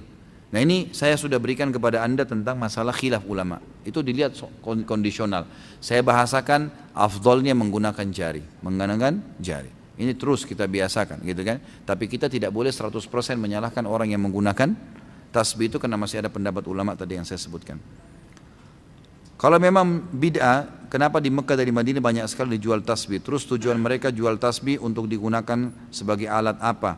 Bukankah tolong menolong dalam keburukan dilarang? Tenang akhi, jangan vonis. Ini luar biasa, ini bertubi-tubi. Tenang saja, ya. Sudah saya jelaskan. Bagaimana hukum mengambil uang panjar dengan kesepakatan di awal apabila pihak pembeli yang membatalkan jual beli apa termasuk riba? Setahu saya nggak boleh, gitu kan? Tidak boleh sama sekali kecuali dalam satu keadaan yang saya tahu. Misal kita mau beli mobil dikasih uang panjar 2 juta, gitu kan? Ini tanda jadi ya, hukumnya boleh secara agama.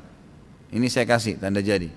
Tapi tanda jadi itu nggak boleh hangus kalau ya batal. Kecuali satu keadaan kata ulama. Pada saat diberikan uang 2 juta itu, memang produk itu lagi ditunggu oleh orang lain dan dia sengaja menahan. Enggak, saya pasti beli deh, gitu kan? Saya pasti beli, maka saya kasih uang panjar ini. Dalam keadaan seperti ini berarti si pembeli, si penjual telah dirugikan, gitu kan? Mesti dia sudah dapat untung tadi. Sudah dapat untung kalau dia lepas sama pembeli yang lain. Tapi karena ini nahan dan dia membatalkan sepihak, maka dia boleh mengambil panjar itu. Itu satu keadaan kalau memang dia terugikan. Tapi kalau enggak, artinya produk itu batal sama orang ini, bisa dijual sama siapa saja, ya enggak perlu. Itu masuk dalam gharar. Nanti mengambil uang yang bukan haknya. Ini masalah parade sudah saya jelaskan tadi. Bagaimana adab mengucapkan salam kepada non-muslim sudah saya jelaskan tadi. Jadi jangan memulai ya, nggak boleh memulai memberikan salam pada orang non-muslim. Kata Nabi SAW dalam hadis riwayat Imam Muslim, hadis sahih, jangan kalian memulai memberikan salam kepada ahli kitab. Kalau ahli kitab saja yang punya kitab dari Allah, Taurat dan Injil, mengikuti Nabi Musa dan Nabi Isa, nggak boleh kita mulai salam, apalagi orang yang bukan ahli kitab, lebih pantas untuk tidak diberikan salam. Jangan memulainya. Tapi kalau mereka berikan salam boleh kita jawab. Tapi tadi kalau salam kita ya assalamualaikum, kita mengatakan waalaikum. Tapi kalau dia bilang selamat pagi boleh dijawab dengan selamat pagi juga, nggak masalah. Tapi kita dilarang untuk memulainya. Apakah adab majelis yang Ustaz jelaskan tadi juga berlaku untuk di dalam kelas? Ya setahu saya iya. Sama saja semua majelis, bukan cuma kelas. Tadi kan saya kasih contoh dalam majelis ilmu, kelas, lagi duduk kumpul-kumpul sama teman-teman, ya semua, dari sama keluarga berlaku sama. Apa hukumnya bekerja di BPJS ketenaga kerjaan yang telah difatwakan MUI tidak sesuai dengan syariat? Alhamdulillah fatwa MUI sudah keluar. Dan sebelum MUI keluarkan fatwa, saya sudah sampaikan di majelis saya secara khusus. Saya bilang itu tidak boleh. Tapi kan dari awal saya sudah bilang. Cari tempat sumber yang lain akhi dan ukhti. Ajal kalau datang antum akan menyesal kalau ada sedikit saja unsur yang haram. Hati-hati, gitu kan? Jadi usahakan semaksimal mungkin jangan siapin musuh hari kiamat dan jangan beratkan timbangan dosa antum hari kiamat. Minimal dengan syubhat, jangan. Selamatkan diri dari itu semaksimal mungkin. Makin kita selamatkan diri kita makin bagus. Kata Nabi SAW, halal jelas, haram jelas. Di antara keduanya ada hal yang samar-samar. Siapa yang menyelamatkan dirinya dari hal yang samar-samar, dia telah menyelamatkan kehormatan dirinya dan agamanya. Dan siapa yang jerumuskan dirinya pada yang haram, pada yang syubhat, samar-samar nih, dia telah menjerumuskan dirinya pada yang haram. Ini jawabannya. Sama, syubhat sama haram sama. Seperti pengembala kambing yang membawa dombanya di padang rumput yang rumput-rumputnya lebih tinggi daripada kambing-kambing atau domba-dombanya, sehingga dia tidak tahu domba mana yang diambil oleh serigala. Jadi dia tidak tahu yang mana nih penghasilannya yang halal, yang mana yang boleh atau tidak. Jerumus dirinya pada yang haram. Kenapa? Ada namanya muru'ah, menjaga hubungan dengan Allah Subhanahu wa taala. Nah, boleh kita sembarangan. Saya sudah pernah ceritakan Sufyan ats-Tsauri, saya ulangi sebentar mungkin 1 menit saja.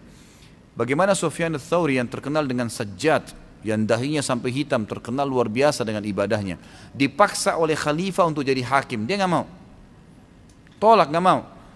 Jadi hakim, digiurkan, gaji besar, dapat istana, dapat fasilitas, kereta kencana waktu itu. Kalau kita mungkin sekarang mobil yang paling mewah, tetap nggak mau. Dia takut nanti masuk neraka. Dia takut salah fatwa, salah hukum, dituntut hari kiamat, nggak mau ada musuh. Sama khalifah dipaksa, harus jadi hakim, tangkap kalau nggak mau. Sebenarnya saudara lari nih, lari dari Mekah, orang Mekah lari terus. Zaman dulu orang tidak tahu mukanya karena tidak ada foto, tidak ada media kayak sekarang. Jadi orang nggak kenal siapa dia jalan aja sampai. Jadi kalau ini Jazirah Arab misalnya, di atas ini negeri Syam, Madinah dulu, kemudian Mekah, kemudian negeri Yaman di bawah, di daerah selatannya Jazirah Arab. Di bawahnya lagi selatannya itu Indonesia, ada Asia Tenggara ya. Jadi di bawah sekali itu adalah Yaman. Dia jalan kaki dari Mekah terus sampai ke Yaman. Tiba di Yaman, tidak ada orang yang kenal dia, cuma Sufyan ats-Tsauri terkenal namanya. Maka dia pun jalan, masuk, dia lihat ada kebun kurma, dia melamarkan diri untuk jadi pegawai. Saya mau kerja. Saya datang dari Hijaz. Hijaz itu Mekah sama Madinah. Baiklah, kata pemilik kebun, kamu ini siapa? Dia bilang, saya Abdullah. Dia tidak bilang namanya siapa, karena ditanya, kamu ini siapa? Bukan ditanya siapa namamu ya. Jadi kepekaan ulama di sini dalam menangkap pertanyaan dan menjawab itu luar biasa gitu. Jadi beliau tidak bohong di sini. Pada saat dikatakan kamu ini siapa, bukan ditanya siapa namamu. Dia bilang, saya Abdullah, hamba Allah. Pemilik kebun memahami namanya Abdullah. Padahal dia bukan tanya nama di sini kan. Bekerjalah di situ 3 bulan Sufyan ats-Tsauri rahimahullah. Beliau bekerja 3 bulan, ngangkat ini, bekerja seperti itu, jadi pekerja gitu. Satu waktu dipanggil setelah 3 bulan kerja oleh pemilik kebun, kesini kamu. Wahai Abdullah, datang dia. Saya mau tanya, apa perbedaan antara kurma kalian di Hijaz dengan kurma kami di Yaman? Apa bedanya kurma kalian sama kami? Rasanya bagaimana? Apa kata Sufyan ats-Tsauri rahimahullah? Saya tidak tahu Tuan. Ditanya sama, kenapa kau tidak tahu? Dia bilang, karena saya belum pernah merasakan kurma kalian. Saya belum pernah tahu nih kurma Yaman bagaimana rasanya. Terus yang punya kebun sambil kayak sedikit ngolok bilang, kamu kerja 3 bulan di tempat saya, turunkan, naikkan, milih-milih kurma, 1 butir kau tidak pernah makan? Kata Sufyan ats-Tsauri, demi Allah tidak pernah. Yang punya kebun bilang, bayangkan ya, kerja 3 bulan, ngangkat-ngangkat tiap hari, nggak pernah masukin di mulutnya, nggak berani, takut masuk haram nih. Padahal pegawai di situ. Antum ini yang kerja di toko sudah berapa banyak makan kuenya toko nih. Incipin dikit, tapi lama-lama jadi 30 biji juga gitu. Maka yang terjadi, Sufyan rahimahullah mengatakan, demi Allah saya nggak pernah tahu. Orang ini sambil ngolok dia bilang, apakah kamu mau mencontohi waraknya Sufyan ats-Tsauri? Dia nggak tahu kalau ini orangnya gitu. Udah, Sufyan ats-Tsauri diam aja, kembali kerja. Ini yang punya kebun ke kebun sebelahnya, ketemu sama temannya. Lalu dia bilang, ada pegawai saya lucu tuh. Kenapa? Dia waktu saya tanya perbedaan, dia dari Hijaz, perbedaan antara kurma mereka di Hijaz sama kurma kami di Yaman, kurma kita di Yaman, dia bilang dia tidak tahu. Karena dia tidak pernah incipin 1 butir kurma pun di kebun saya, padahal 3 bulan bekerja. Nah, satu hal yang tidak masuk di akal. Temannya ini jeli. Waktu itu khalifah keluarkan instruksi, siapa yang tangkap Sufyan ats-Tsauri hidup atau mati dapat 1 peti emas. Hidup atau mati. Ini luar biasa. Orang lagi berebut mengejar dia nih. Teman yang punya kebun tadi ini bilang, bagaimana ciri-cirinya pegawaimu itu? Oh, cirinya begini, begini, begini. Kebetulan dia tahu, dia bilang, itu dia Sufyan ats-Tsauri. Tangkap cepat, kita dapat 1 peti emas. Mereka pergi ke kebun sana, ternyata sudah tidak ada. Sufyan ats-Tsauri sudah pergi. Tahu nih masalahnya, sudah pergi. Beliau pun akhirnya kembali ke Mekah. Waktu kembali ke Mekah, Sufyan ats-Tsauri punya julukan ulamanya, alimnya para ulama. Jadi ulama-ulama itu belajar dari beliau karena ilmunya luar biasa. Begitu masuk, ulama-ulama Mekah semua nyambut, mengatakan selamat datang, tapi mereka semua khawatir. Wahai Sufyan, ini bahaya nih, khalifah akan tangkap kamu. Kamu hidup atau mati ini dikejar. Dia bilang, saya sekarang bertawakal kepada Allah. Apa yang terjadi sudah nggak ada masalah. Temannya menceritakan, mengatakan Sufyan ats-Tsauri ini terkenal dengan sajjad, suka sujud, dahinya hitam. Dia kalau sujud tidak diangkat sampai hajatnya selesai. Sampai dikatakan di sini dalam kisah ini, temannya bilang, saya pernah tawaf 1 kali, 2 kali, sampai 7 kali tawaf. Sufyan ats-Tsauri waktu tawaf pertama saya dia sujud, tidak angkat kepalanya. Sampai 7 kali saya tawaf masih di sujud pertama, nggak diangkat. Berdoa sama Allah SWT. Luar biasa orangnya, ibadahnya gitu. Waktu khalifah dengar, dia datang, Sufyan ats-Tsauri sudah ada di Mekah, maka khalifah dengan emosi mengatakan, saya mau tangkap sendiri dengan tangan saya tuh. Sufyan ats-Tsauri waktu mendengar berita tersebut, datang ke dekat Ka'bah, lalu dia memegang talihnya Ka'bah waktu itu, dikatakan dalam kisah, lalu berkata, ya Allah, aku bersumpah atas namamu, jangan buat khalifah ini masuk ke Mekah. Subhanallah, begitu mau tiba di perbatasan Mekah, meninggal khalifah. Ajalnya datang, Allah alam, tapi mungkin doanya mustajab. Tapi saksi bahasan kita di sini apa? Bagaimana Sufyan ats-Tsauri menjaga hubungannya dengan Allah Subhanahu wa taala. Jangan siapkan musuh hari kiamat, ikhwani. Dan jangan memberatkan timbangan dosa antum. Berat untuk dihilangkan lagi itu susah. Maka selalu isi dengan amal-amal soleh. Pertanyaan terakhir, apakah ada dalilnya orang yang izin keluar dari majlis dengan angkat tangan? Allahu alam, saya tidak pernah temukan. Tapi insya Allah termasuk adab dan tata krama lah ya, mengangkat tangan. Saya tidak pernah tahu ada dalilnya.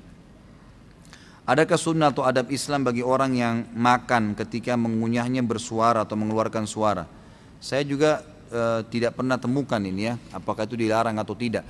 Dan kalau dalam bab-bab adab makan, memang tidak pernah disebutkan kalau Nabi SAW makan itu mengeluarkan suara. Itu tidak pernah.